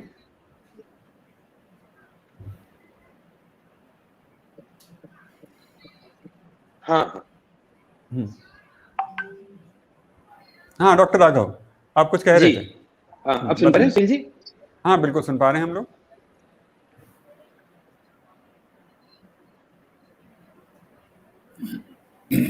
जी सो बहुत ही अच्छा लग रहा है आप सब लोग के बीच में। आप लोग सब अलग अलग फील्ड से हैं, बहुत ही सीनियर लोग हैं सब। सोनी साहब, धर्मवीर जी, नेहरा साहब, कमल लोचन जी, अमरदीप जी, विनोद शर्मा जी और निशा जी, और सुनील जी से दोबारा एक प्रोग्राम में एक साथ रहकर अच्छा लग रहा है। तो आज का जो हमारा टॉपिक है, ये वर्ल्ड नो टोबैको डे। देखिए, एक तो ये मल्टी फेसेटेड प्रॉब्लम है, मतलब ये केवल एक हेल्थ इशू नहीं होकर के ये एक ओवरऑल इकोनॉमिक, सोशल, कुछ हद तक एक लॉ एंड ऑर्डर, बहुत तरह की चीजें इसमें इन्वॉल्व है। जैसे हमारा जो डिस्कशन अलग अलग डायरेक्शंस में गया कि जैसे तंबाकू या उसके जो उत्पादक हैं, जो कोटपा एक्ट के अंदर चीजें आती है, इनकी अवेलेबिलिटी, इन पे टैक्सेस, ये सब चीजों का कुछ ना कुछ प्रभाव तो पड़ता है। लोगों की तंबाकू यूज करने, गुटखा ज्यादा वो लोग प्रयोग करते हैं, परंतु इसके अलावा इसमें साइकोलॉजिकल फैक्टर्स का बहुत बड़ा रोल है, क्योंकि देखिए कोई भी चीज एक बार एक नशे की आदत में कन्वर्ट हो जाती है तो वो कहीं ना कहीं मानसिक बीमारी जैसी बन जाती है।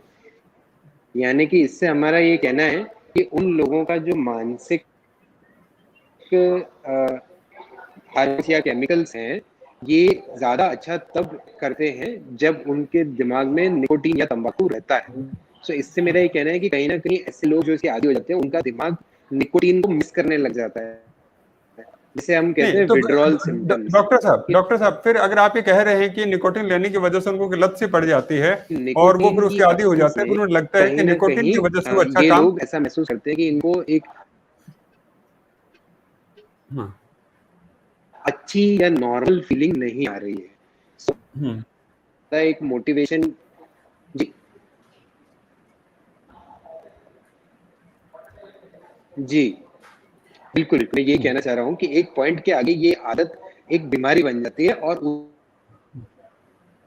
उसमें फिर क्या होता है, व्यक्ति अपनी बाकी चीजों से भी पैसा निकाल करके तंबाकू खरीदता है, जैसा कि लॉकडाउन के दौरान हम देखेंगे। परंतु ऐसा कोई स्टडी तो नहीं है जिसको मैं कोट कर सकूं, लेकिन हमने फिर देखा कि लोग अपनी बाकी चीजों से पैसा निकाल के महंगे में ही यही तंबाकू पदार्थ ब्लैक में ले रहे हैं, अवैध रूप से ले रहे हैं, परंतु वो इसको लेते जा रहे हैं। नहीं, फिर डॉक्टर साहब एक सवाल जो मेरे जहन में आ रहा है, जो मैं चाहूंगा कि यहाँ उसका जवाब मैं आपसे लूं। अब इसके आदी हो चुके हैं, उनका इलाज की रिक्वायरमेंट को हम नजरअंदाज नहीं कर सकते।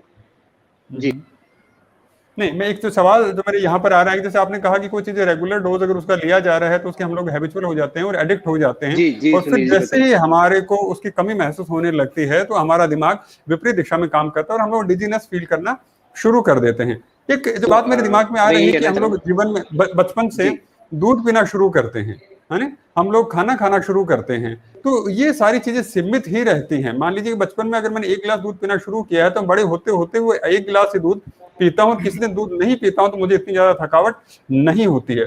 जबकि नशे के अंदर ही देखने में आती है कि आदमी शुरू करता है कि मैं 10 दिन में 1 बार कर रहा हूँ, फिर 5 दिन में 1 बार हो रहा है, फिर 1 दिन में 10 बार तक पहुंच जाता है। तो इसमें केमिकली कोई डिफरेंस होता है, क्योंकि दूध पीने से वो चीज एडिक्ट नहीं हो रही है, नशा करने से वो एडिक्शन हो जाता है। तो ये क्या है, ये कोई केमिकल है या कोई हार्मोनल बात है? इसके ऊपर थोड़ा प्रकाश डालिए।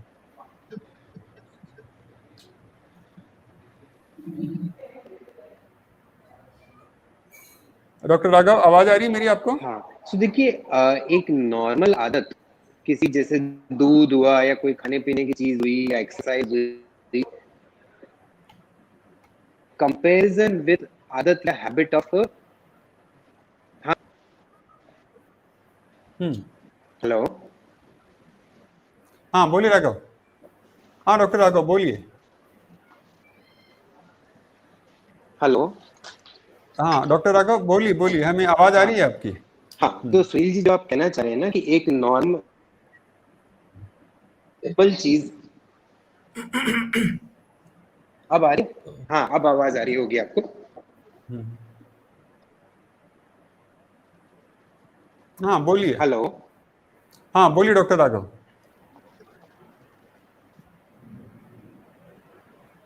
चलिए, मुझे लगता है डॉक्टर राघव नेटवर्क में कोई इश्यू आ रहा है, तो मैं अगला सवाल लेके कमल जी की तरफ बढ़ना चाहूंगा। जैसे कि मैं जिक्र कर रहा था, कमल लोचन जी अहिंसा के पुजारी हैं। हाँ, बीएल सोनी साहब, आप कुछ कहना चाह रहे हैं? हाँ, मैं इसमें थोड़ा सा आपको ये निवेदन करना चाहता हूँ कि जो नशे की चीजें हैं, डॉक्टर राघव उस बात से एग्री करेंगे कि डॉक्टर राघव। हेलो, हाँ डॉक्टर साहब, आप बताएं इसी पे फिजियोलॉजिकल डिपेंडेंस पे और साइकोलॉजिकल डिपेंडेंस के बारे में थोड़ा सा आप क्लेरिफाई कर दें तो इनको, मुझे लगता है इनका प्रश्न उसी की तरफ है। फिजियोलॉजिकल डिपेंडेंस और साइकोलॉजिकल डिपेंडेंस क्या है? हाँ, तो जो ये कहना,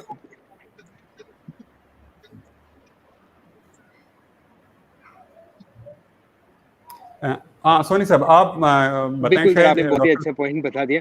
सो देखिए क्या होता है कि साइकोलॉजिकल डिपेंडेंस तो बहुत सारी चीजों पे हो जाती है। जैसे अगर आप रोज सुबह उठ करके चाय पीते हैं या आप रोज सुबह उठ के एक्सरसाइज करते हैं और एक दिन नहीं करते तो आपको साइकोलॉजिकली ना अच्छा महसूस नहीं होता है ना। तो साइकोलॉजिकल डिपेंडेंस तो बहुत सारी चीजों पे हो सकती है, कई व्यवहार मतलब कई ऐसी एक्टिविटीज पे भी हो जाती है। लेकिन जो फिजियोलॉजिकल डिपेंडेंस है उसका मतलब होता है कि कोई नशे का पदार्थ हमारे शरीर का ऐसा हिस्सा बन जाता है रेगुलर यूज से, जब वो नहीं होता तो हमें ऐसे लक्षण होते हैं जो वो नशा करने के उल्टे होते हैं, जैसे कि सिगरेट पीने से या तंबाकू खाने से आदमी एक्टिव होता है, दिमाग से थोड़ा चुस्त होता है, तो जब उसको ये नहीं मिलता है तो उसको सुस्ती महसूस होती है।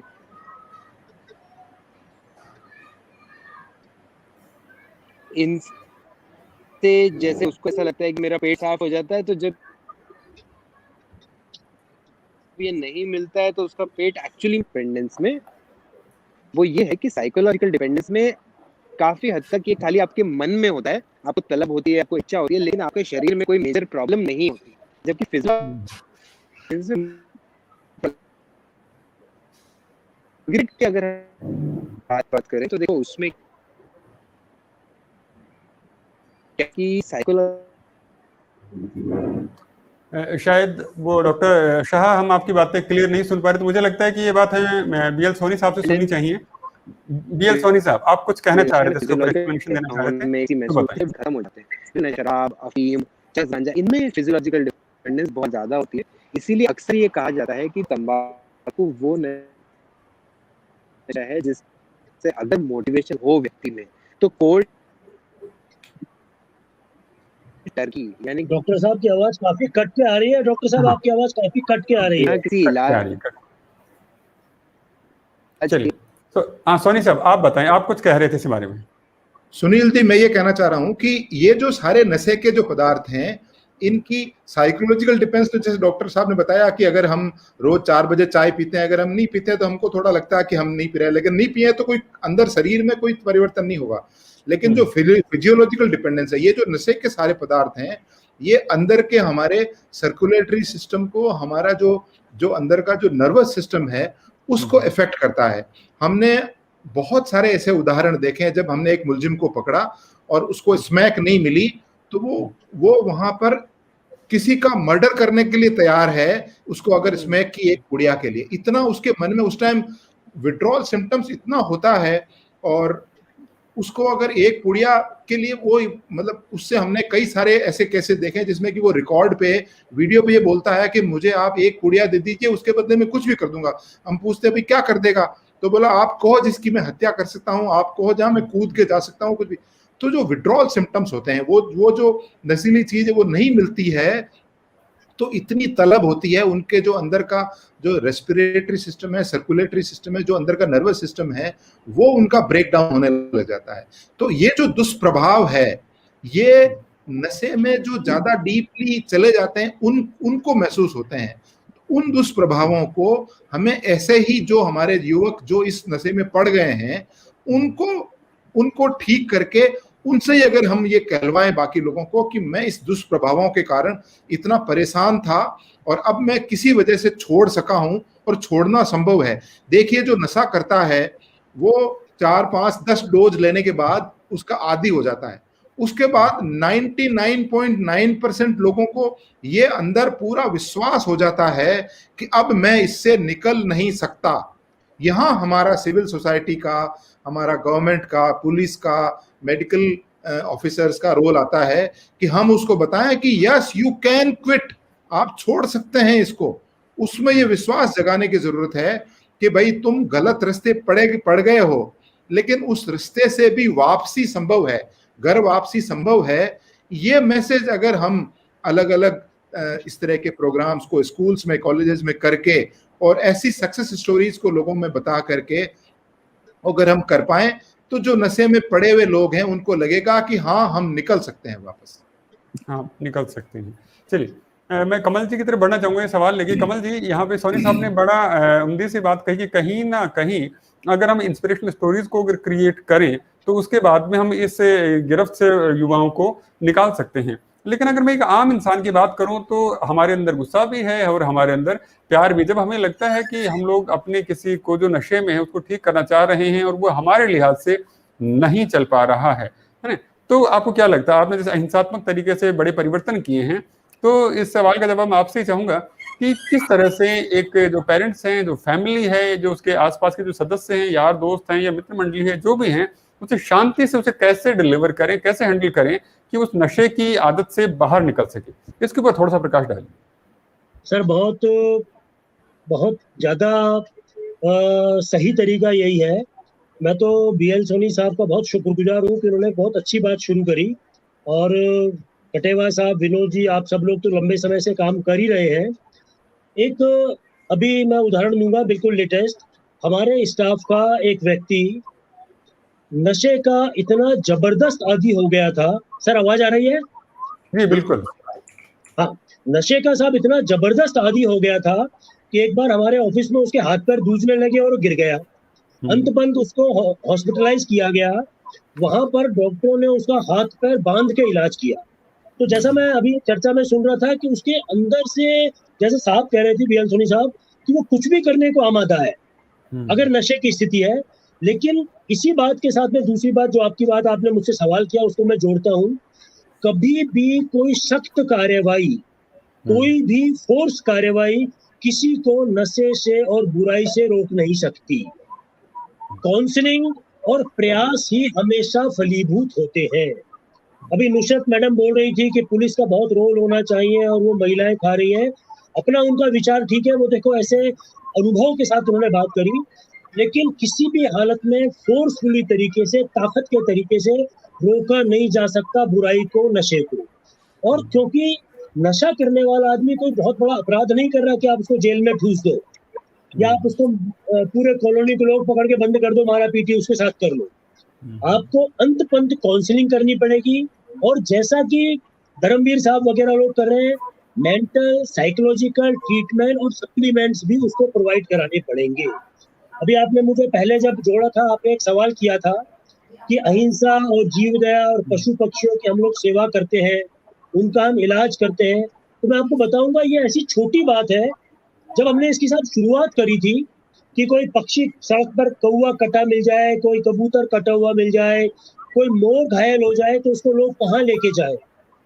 तो हम कहते थे साहब इनकी सेवा होनी चाहिए, ये एनवायरनमेंट बचाएगा। तो लोग उस जमाने में कहा करते थे ये तो अय्या ही मरेला। आज देखें कि सब लोगों के प्रयासों से इसमें बहुत बड़ा बदलाव आया है। आज हमारे हॉस्पिटल में लगभग 4000 पक्षी ऐसे हैं जिनका पंख कटा हुआ है, पैर कटा हुआ है। बहुत सारे लोग सकरात पर काम करते हैं। बहुत सारे पंखे से कटे हुए, बिजली से टकराए हुए पक्षी रोज हमारे अस्पताल में आते हैं। मैंने ये बात आपको इसीलिए बताई कि अगर प्रयास शुरू होते हैं तो उसका रिजल्ट भी आता है। हम तो नियमित अपने वातावरण में देखेंगे, मैं अपना खुद का भी उदाहरण दूंगा, आप भी देखेंगे।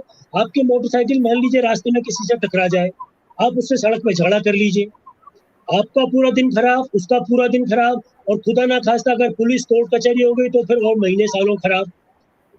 अगर कोई एक पक्ष थोड़ा संतोष के साथ में, थोड़ा तमीज के साथ में या तो अपनी गलती मान ले या गलती को माफ कर दे, या तो गलती माननी है या माफ करनी है, तो दोनों का दिन बचता है, दोनों के महीनों बचते हैं। यही बात नशे पर और बुराई पर लागू होती है। अगर हमारा कोई साथी गुटखा खा रहा है, अगर कोई हमारा साथी शराब पी रहा है, तो हमें उसको बैठना, उसकी सोसाइटी नहीं छोड़नी चाहिए। वो क्या रहा है कि हम उसको समाज का एक अलग तबका मान के छोड़ देते हैं। आपको उसके साथ व्यवहार मेंटेन रखना पड़ेगा और बहुत स्लो ट्रीटमेंट देना पड़ेगा, साइकोलॉजिकल। जैसा कि अभी एक चर्चा में फिर मेरे सामने बहुत अच्छी बात मुझे लगी कि ऐसे कुछ उदाहरण का वीडियो बनाया जाए, ऐसे कुछ उदाहरण के एग्जाम्पल बनाए जाए। मैं तो भी देखता हूँ टीवी पे मूवीज के बीच में आता है, मेरी चूड़ियां बेच दी, मेरा जबड़ा निकाल दिया। तो मैं ये मान के चलता हूँ कि कम से कम जो नया युवा नशा करने की सोच रहा है, उसके दिमाग पर जरूर असर पड़ता होगा। सरकारें भी अपना काम कर रही हैं सुनील साहब, सरकारों ने भी अपना रोल दिया है और जो प्रयास सरकारें कर सकती थी कर रही हैं। पुलिस के पास बहुत सारे काम है, सरकारों के पास बहुत सारे काम है, सामाजिक जिम्मेदारी हम लोगों की है। बहुत सही बात। लेकिन जब हम लोग फील्ड में काम करने जाते हैं, मेरे पास कुछ ऐसे उदाहरण है कि जब हम पुलिस स्टेशन में गए, साहब ऐसी घटना घट रही है, तो पुलिस हमें सपोर्ट करे। वो कहते हैं अरे यार ये तुम नया तरीके की समस्या लेके आ गए। इस बात को हमें सपोर्ट की जरूरत पड़ती है सरकार से और पुलिस से। तो मैं ये नहीं कहूंगा कि हर अधिकारी सोनी साहब जैसा होता है, सबका अपना काम करने का तरीका, सबके अपने बॉडरेशन, सबके अपनी जिम्मेदारियां और पता नहीं किस मेंटल होता है। तो समाज के लोग काम करें और सरकार के लोग सपोर्ट करें, ये बहुत बड़ा काम होगा। और इसमें जैसा कि आप मुझे सवाल के घेरना चाह रहे थे, उस सवाल का मेरा बिंदु यही रहेगा, कभी भी उसको नेगलेक्ट ना करें नशे करने वाले को। और मैं अच्छी तरह मान के चलता हूँ पूरे विश्वास के साथ में, अगर परिवार का कोई एक सदस्य कितना भी छुप के नशा करे, परिवार के लोगों को उस पर शक जरूर होता है, लेकिन परिवार के लोग उसको नेगलेक्ट करते हैं या उसका बड़े लेवल पे विरोध करते हैं और वो आपसे कट जाता है। हम अनुभव करेंगे परिवार में या दोस्तों में, हमें अच्छी तरह पता है कौन आदमी थोड़ा थोड़ा नशा करना शुरू कर चुका है, कौन शराब पीना शुरू कर चुका है। हम लोगों को उसको अपने साथ में जोड़े रखना है। मैं समझ रहा हूँ कटेवा साहब, विनोद जी मेरी इस बात से बिल्कुल सहमत होंगे साहब।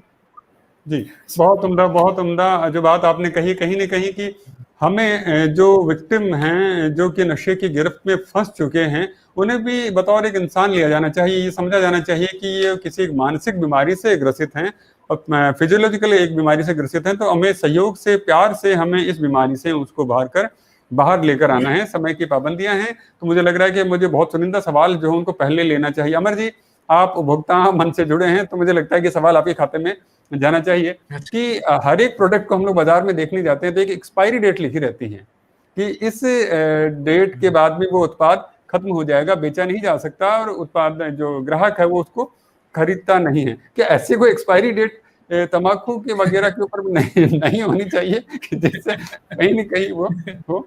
लॉकडाउन में गुटखे की 5 रुपए की पुड़ी 50 रुपए में बिकी है। 50 जी सही बताया बिल्कुल।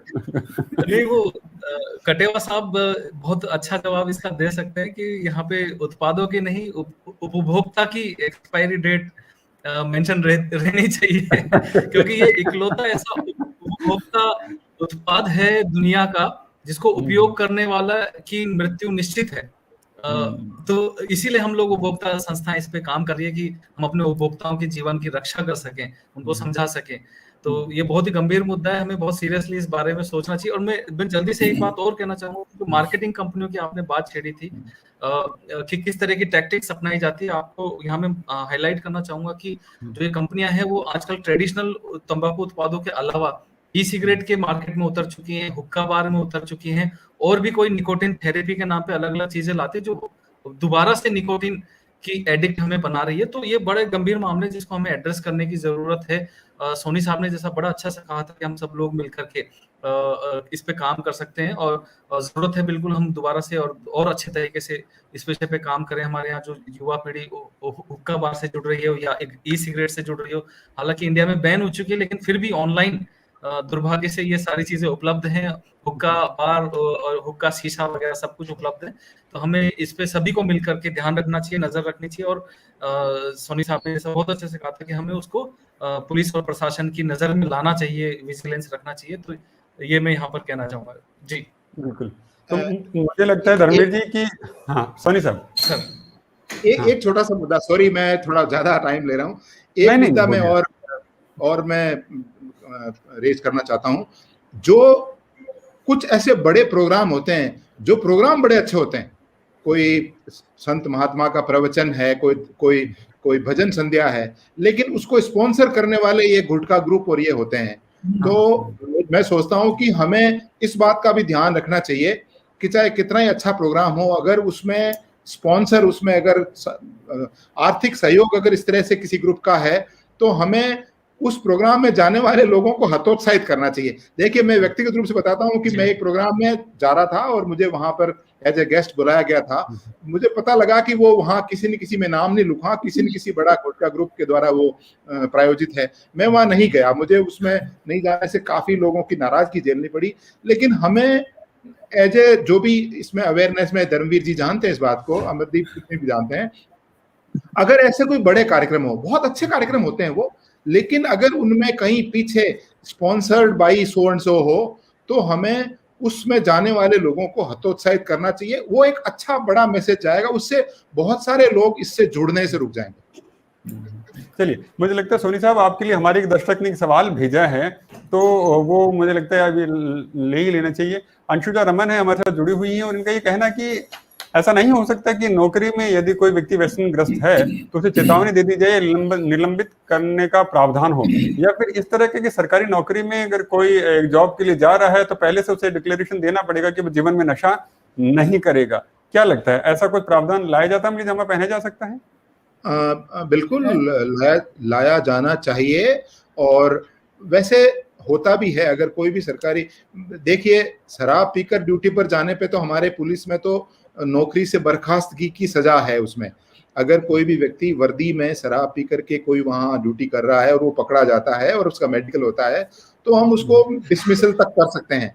लेकिन ये जो तंबाकू उत्पाद है उसके लिए भी कमिश्नरेट में और राजस्थान के विभिन्न जिलों में वहां के कप्तान जो हैं उन्होंने काफी बीच में अभियान चलाया था कि ये लोग छोड़ें। बहुत कम लोग थे जो बीड़ी सिगरेट का प्रयोग करते थे, लेकिन इस तरह का एक डिक्लेरेशन कोई भी सेवा में जो जाते टाइम, जैसे कई डिक्लेयर करते हैं, ये डिक्लेयर करना पड़ता है कि मैं कभी शादी में दहेज नहीं लूंगा, मैं ये नहीं करूंगा, मैं वो नहीं करूंगा, तो ये भी एक डिक्लेरेशन में जोड़ देना चाहिए। मुझे लगता है डीओपी को इस पर काम करना चाहिए, हमें सजेशन भेजना चाहिए आपकी ग्रुप की तरफ से, और ये बिल्कुल मानने योग्य सजेशन है।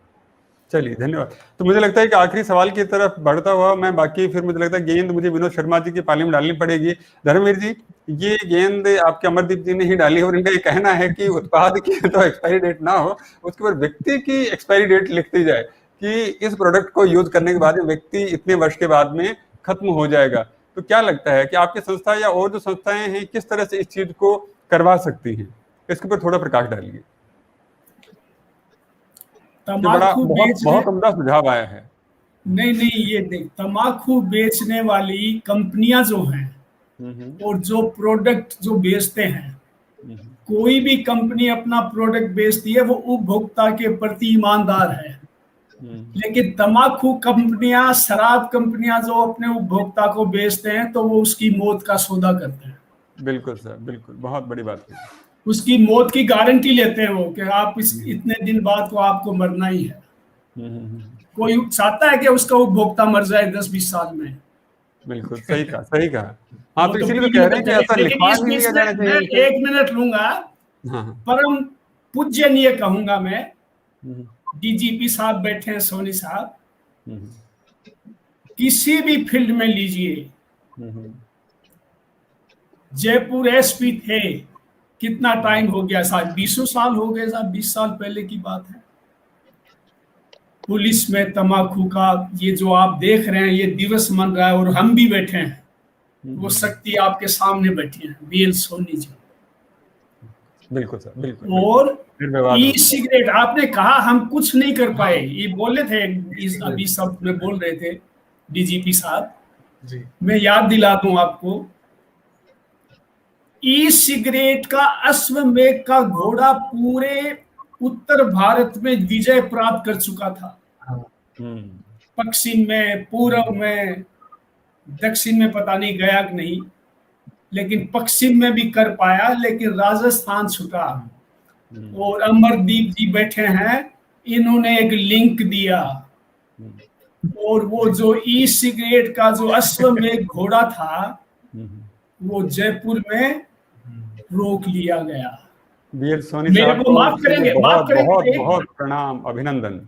एक बहुत सुप्रसिद्ध हार्ट के डॉक्टर थे, वो दिवगत हो गए अभी कोरोना से रिसेंटली। जो आदमी हार्ट का पुजारी था, आपने कहा ना कि ये क्वेश्चन भी आ रहे थे कि पैसे का दबाव पड़ जाता है या पता नहीं क्या क्या दबाव पड़ता है, ढेरों सवाल हैं जो मुझे लग रहा है ले नहीं पा रहे हैं। उसका दबाव पड़ा, उसने ई सिगरेट के लिए डॉक्टरों के सम्मेलन किए कि ई सिगरेट पीने से बाकी के तंबाकू छूट जाएगी। सोनी साहब को हमने निवेदन किया, कला सामेर में वो आयोजन था और वह अश्वमेध का घोड़ा राजस्थान में दौड़ने वाला था। तो लगा कि ये क्या हो रहा है। सुमित शर्मा साहब थे, आपको पता नहीं, याद भी नहीं होगा कि आप फोन किया और आपने पूछा कौन बैठे हैं, कि साहब वो धर्मवीर बैठा है। आपने उसी वक्त, कानून में नहीं आती ये बातें, लेकिन उसी वक्त संबंधित थाने को फोन किया और कला सामेर वालों को कहा भैया ऐसा आयोजन हो रहा है, इसको आपको रोकना पड़ेगा। तो वो 100 डॉक्टर उसमें ट्रेनिंग लेने वाले थे कि ई सिगरेट पीने से सिगरेट बीड़ी छूटती है, और वो ई सिगरेट का अश्वमेध का घोड़ा माननीय सोनी साहब ने पकड़ा और ई सिगरेट पर बाद में 31 मई पे वो कानून राज्य सरकार ने बनाया। आप कह रहे हैं ना ये कुछ नहीं कर पाते, ये सब कुछ कर पाते हैं। और हम जैसे जो काम करने वाले लोग हैं ना, उनको जीवन देते हैं, सांस देते हैं। और आपने कहा ना आपको वो ऐसे आयोजनों में नहीं जाना चाहिए, पर्चे छप गए थे और फोटो छप गए थे, अखबारों में नाम आ गए थे, लेकिन वीर सहृदय मानव नहीं गए।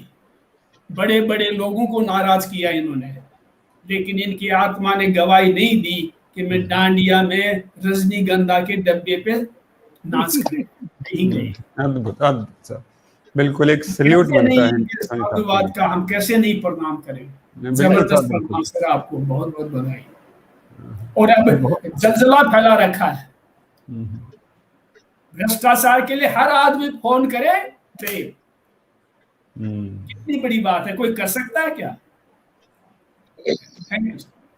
नहीं, ये बिल्कुल साहब कि बीएल सोनी साहब जैसे व्यक्तित्व का होना हमारे बीच के अंदर ये पुष्ट करता है इस बात को कि समाज में अभी पूरी तरह अंधेरा नहीं फैला है और हमें न्याय मिलेगा। मुझे लगता है कि मैं विनोद शर्मा जी की तरफ चर्चा को आगे लेकर बढ़ूं। विनोद जी, आपको क्या लगता है चर्चा को किस तरफ बढ़ाना चाहिए, क्योंकि अब हमारा समय है वो समाप्ति की तरफ बढ़ रहा है।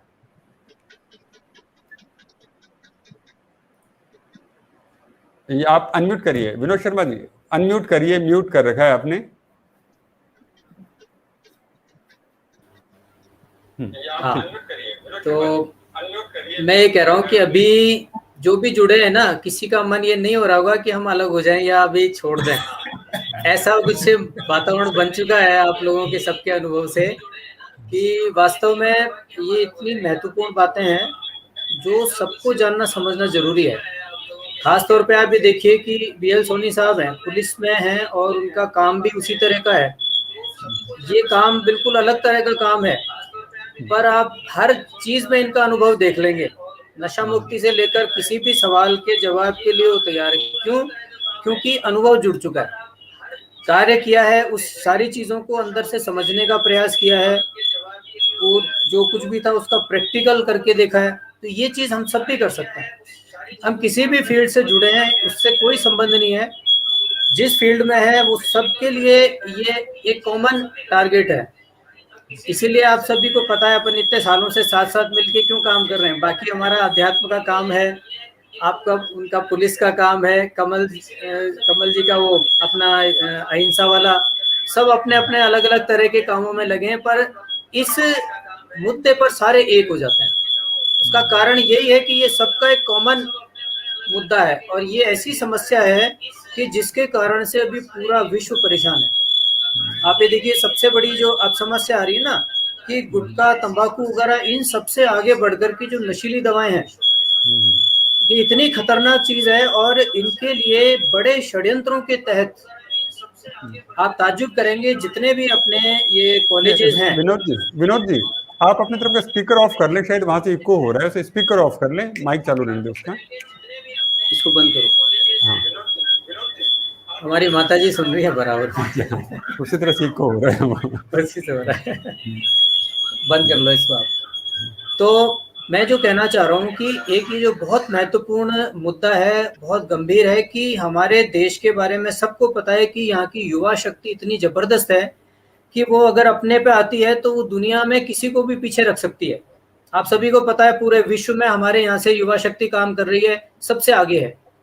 तो सबके आंखों में ये किरकिरी बनी हुई है कि यहाँ की युवा शक्ति को हम किस प्रकार से डैमेज करें, कैसे खत्म करें। ये होता है ना, एक दूसरे से ईर्ष्या का जो स्वरूप है, तो उसको लेकर के अलग अलग तरह के ताने बाने लोग बुनते हैं। तो अभी ये बड़े षड्यंत्र के तहत अपने जो बड़े बड़े कॉलेजेस हैं, चाहे वो मेडिकल कॉलेज है, चाहे वो इसके एडवोकेसी वाले जो कॉलेजेस हैं, किसी को आप देख लीजिए, इंजीनियरिंग कॉलेजेस हैं, वहां पर चला करके नशीली दवाओं का विस्तार हो रहा है। कहाँ से आती हैं, कैसे हो रहा है, कुछ पता नहीं है, पर अंदर अंदर ये तार फैले हुए हैं। जितना अच्छा कॉलेज, वहीं पर ये ड्रग एडिक्शन सबसे ज्यादा। आप सोचिए कितना मतलब गंभीरता से विचार करने की बात है। और ये चीजें ऐसी हैं कि हम तंबाकू से भी चलो 2-4 साल बाद में मुक्त हो सकते हैं, कोशिश करके कोई ना कोई तरीका निकाल करके छूट सकते हैं, बहुत छूटते हैं। मेरे फादर इन लॉ सिगरेट पीते थे, वो 20-25 साल सिगरेट पीने के बाद उन्होंने एक दिन छोड़ी और उसके बाद दोबारा हाथ नहीं लगाया। तो इन चीजों को कर सकते हैं, पर जो नशीली दवाओं वाली जो बात है ये इतनी खतरनाक है कि ये 2-4 दिन का एडिक्शन भी हो गया, 2-4 दिन, तो उसके बाद में जिंदगी भर के लिए उनका सारा जो नाड़ी तंत्र है, पूरा शरीर जो है वो इस तरीके से विकृति की स्थिति में आ जाता है कि वो वश ही नहीं रहता उनका कुछ भी। तो इस पर हम सबको विशेष रूप से कार्य करने की आवश्यकता है। खास तौर पे जो पुलिस डिपार्टमेंट है वो लोग इस पर बहुत काम कर सकते हैं, क्योंकि ये सब कुछ स्मगलिंग होकर के अंदर अंदर कैसे जाल इसके फैलते हैं, अंदर अंदर किस प्रकार से लोगों ने इसको कर रखा है, क्योंकि हर कॉलेज के पास मिल जाता है और हमें मालूम ही नहीं चलता कि ये सब हो रहा है अंदर अंदर। हमारे बच्चे जाते हैं, उनसे पता लगता है। कई बच्चों का मेरी नज़र में आ चुका है कि उनकी ज़िंदगी बर्बाद हो चुकी है, जबकि इतने इंटेलिजेंट थे वो। ये भी बहुत महत्वपूर्ण मुद्दा है जिस पे हम सबको बहुत ज़्यादा कार्य करने की आवश्यकता है। और हमारे बीच में CMHO साहब भी आने वाले थे, नरोत्तम जी, पर उनकी तबीयत खराब हो गई काफ़ी। अभी मेरी शुरू होने से पहले भी बातचीत हुई है, तो उनका कोई टेस्ट वगैरह चल रहे थे। तो हम सभी को उनके उत्तम स्वास्थ्य की कामना करते हुए ये ध्यान रखना है कि हम सब लोग प्रयास करें कि, क्योंकि जब ऐसी स्थिति आती है कि व्यक्ति का अपना सामर्थ्य पुरुषार्थ काम नहीं करता, तो प्रार्थना अपना बहुत बड़ा असर करती है। तो हम सबको करना चाहिए। डॉक्टर वीरेंद्र सिंह जी भी सबसे पहले जुड़े थे, आप सबसे पहले आ गए थे, पर वो काउंसलिंग में लगे थे। तो सुनील जी को उन्होंने कह दिया था कि भाई मैं करीब 9 बजे के आसपास जुड़ूंगा, पर मेरी बात हो रही है, वो हो नहीं पा रहे शायद फ्री। तो मेरे ख्याल से समापन करना चाहिए। आप बताएं सुनील जी। और कोई अपने, आप लोग अपनी तरफ से कुछ रह गया है जो कहना चाहते हैं जो लोगों के भले के लिए, तो आप अपनी बात रख सकते हैं।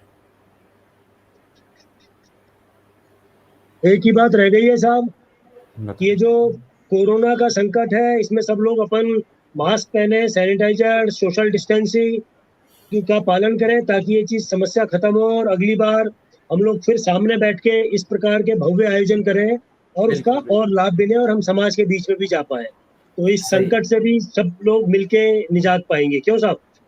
बिल्कुल जी, निसंदेह बिल्कुल। ये सामाजिक सरोकार से जब ये चीज जुड़ेगी, सब एक दूसरे का मिलकर सहयोग करेंगे और इस चीज को बिल्कुल सिंसियरिटी के साथ में लेंगे, तो दुरुस्ती बहुत जल्दी आ जाएगी। तो मुझे लगता है कि इस कार्यक्रम को समापन की तरफ लेकर जाना चाहिए। चर्चा बहुत अच्छी चल रही थी, दर्शकों के सवाल भी आ रहे हैं, लेकिन बहुत लंबा हो चुका है। तो अब इस कार्यक्रम को विराम की तरफ लेकर बढ़ना चाहिए। विराम क्षणिक है, ये विराम सिर्फ इस कार्यक्रम का विराम है, आज की श्रृंखला का विराम है। अगर मैं गायत्री सप्त क्रांति ट्रस्ट की बात करूं तो अभी कार्यक्रम और चल रहे हैं जो 8 जून तक चलते रहेंगे। तो उनके जरिए आप विभिन्न कार्यक्रमों से जुड़ें और व्यसन मुक्ति में आप क्या मदद कर सकते हैं, किस तरह से उनका सहयोग कर सकते हैं, उसके लिए आगे आएं। बाकी जो डिटेल्स हैं इससे वीडियो के डिस्क्रिप्शन में आप लोगों को मिल जाएगी। अगर आपको लगता है कि आप समाज में कुछ सुधार लेकर आना चाहते हैं, तो कोशिश करिए कि आसपास आपकी जिंदगी में जो भी टकराए, जो नशे की गिरफ्त में हो, तो उसे सुधारने की कोशिश करें। और उसके लिए धर्मवीर जी जैसे हैं, अमर जी जैसे हैं, या फिर कमल लोचन जी जैसे हैं, विनोद शर्मा जी जैसे हैं, और अभी हम लोग BL सोनी जी की बात हो रही थी, अभी पीछे उनसे अंतर सिंह जी से जुड़े थे, और बहुत से लोग जो इस कार्यक्रम में जुड़ते रहे। बहुत सारे जो योद्धा हैं, मैं योद्धाओं का ही उन्हें तगमा देना चाहूंगा कि ये बहुत तुरंत फुर्त काम भी कर रहे हैं, बहुत ईमानदारी, बहुत निष्ठा के साथ में काम कर रहे हैं। तो अब उस समाज को जरूरत है कि वो भी पहल करे कि ऐसे योद्धाओं को, ऐसे प्रखर जो नेता कहीं नेतृत्व जो कर रहे हैं हमारा, उनका साथ दें, क्योंकि ये इनकी परेशानी नहीं है, समाज की परेशानी है और ये समाज को दुरुस्त करने के लिए उतरे हैं। तो आप सभी योद्धाओं को, आप सभी इस तरह के समाज सेवकों को जो अपनी पूरी निष्ठा से, पूरी ईमानदारी से समाज में बदलाव लेकर आने की कोशिश कर रहे हैं और समाज में कोशिश कर रहे हैं कि ये समाज इस नशे की गिरफ्त से निकल सके, इसके लिए आप सबका हृदय से आभार करता हुआ, अभिनंदन करता हुआ और इन शुभकामनाओं के साथ कि आपका काम इसी से फैलता रहे और जनता का सहयोग आपको मिलता रहे, आज्ञा चाहूंगा। बहुत बहुत धन्यवाद। एक बात और मैं कहना चाहूंगा, आप सभी से निवेदन है, अभी 15 दिन का जो अभी सुनील जी ने बताया कि व्यसन मुक्ति प्रशिक्षण चल रहा है इसी चैनल पे, गायत्री सप्त क्रांति चैनल पे, तो आप सभी उसमें जुड़ सकते हैं, क्योंकि वो 15 दिन में जो भी कुछ अनुभव रहा होगा, आप वैसे सभी अनुभवी हैं, सब लोग काम भी कर रहे हैं, पर ऐसा होता है ना कि सबका अपना अपना अलग तरीका है, तो अलग अलग चीजें सबसे मिलती हैं। आप लोगों से हमें बहुत कुछ मिलता है, ऐसे ही हमसे भी कुछ अगर अपन एक दूसरे से शेयर करेंगे तो लाभ होगा। तो आप, मेरा निवेदन है आप सभी से, प्रार्थना है कि उसमें आप सभी लोग जुड़ें। 8 तारीख तक ये नित्य 8 से 9 का क्रम चल रहा है लगातार, जिसमें अलग अलग विषयों पर बातचीत होती है और कुछ भी समझने के लिए बहुत कुछ हमें मिलता है। तो अपने पखवाड़े के रूप में हर साल अपन बनाती हैं, इस बार भी है। तो आप सभी ने भाग लिया इस कार्यक्रम में, इतना बड़ा सहयोग किया है हमारे लिए, ये बहुत बड़ा काम है, बहुत बड़ा सहयोग है आप सभी का। तो आपको हृदय से आभार, धन्यवाद। और एक बात मुझे जाते जाते सुनील जी का और विनोद जी का बहुत बहुत आभार, बहुत बहुत शुक्रिया साहब, सब लोगों का धन्यवाद। बिल्कुल। मुझे लगता है एक बात एक अंत में मुझे भी जो कहनी चाहिए कि इसी का वैश्विक मुक्ति जो श्रृंखला जो चल रही है, इसके अंदर 6 तारीख को विनोद शर्मा जी और जो गायत्री शक्ति जो है, इसके जरिए एक कवि सम्मेलन का आयोजन भी किया जा रहा है, जिसके अंदर वैश्विक मुक्ति के ऊपर आधारित सारा कवि सम्मेलन होगा और उसमें आपको देश के बेहतरीन कवियों को सुनने का मौका मिलेगा। तो ठीक 8 बजे 6 तारीख को फिर आप इस चैनल पे कनेक्ट होइएगा और देखिएगा कि कवि हृदय क्या कह रहे हैं वैश्विक मुक्ति के ऊपर। तब तक के लिए आभार, अभिनंदन, बहुत बहुत धन्यवाद आप सभी को प्रणाम।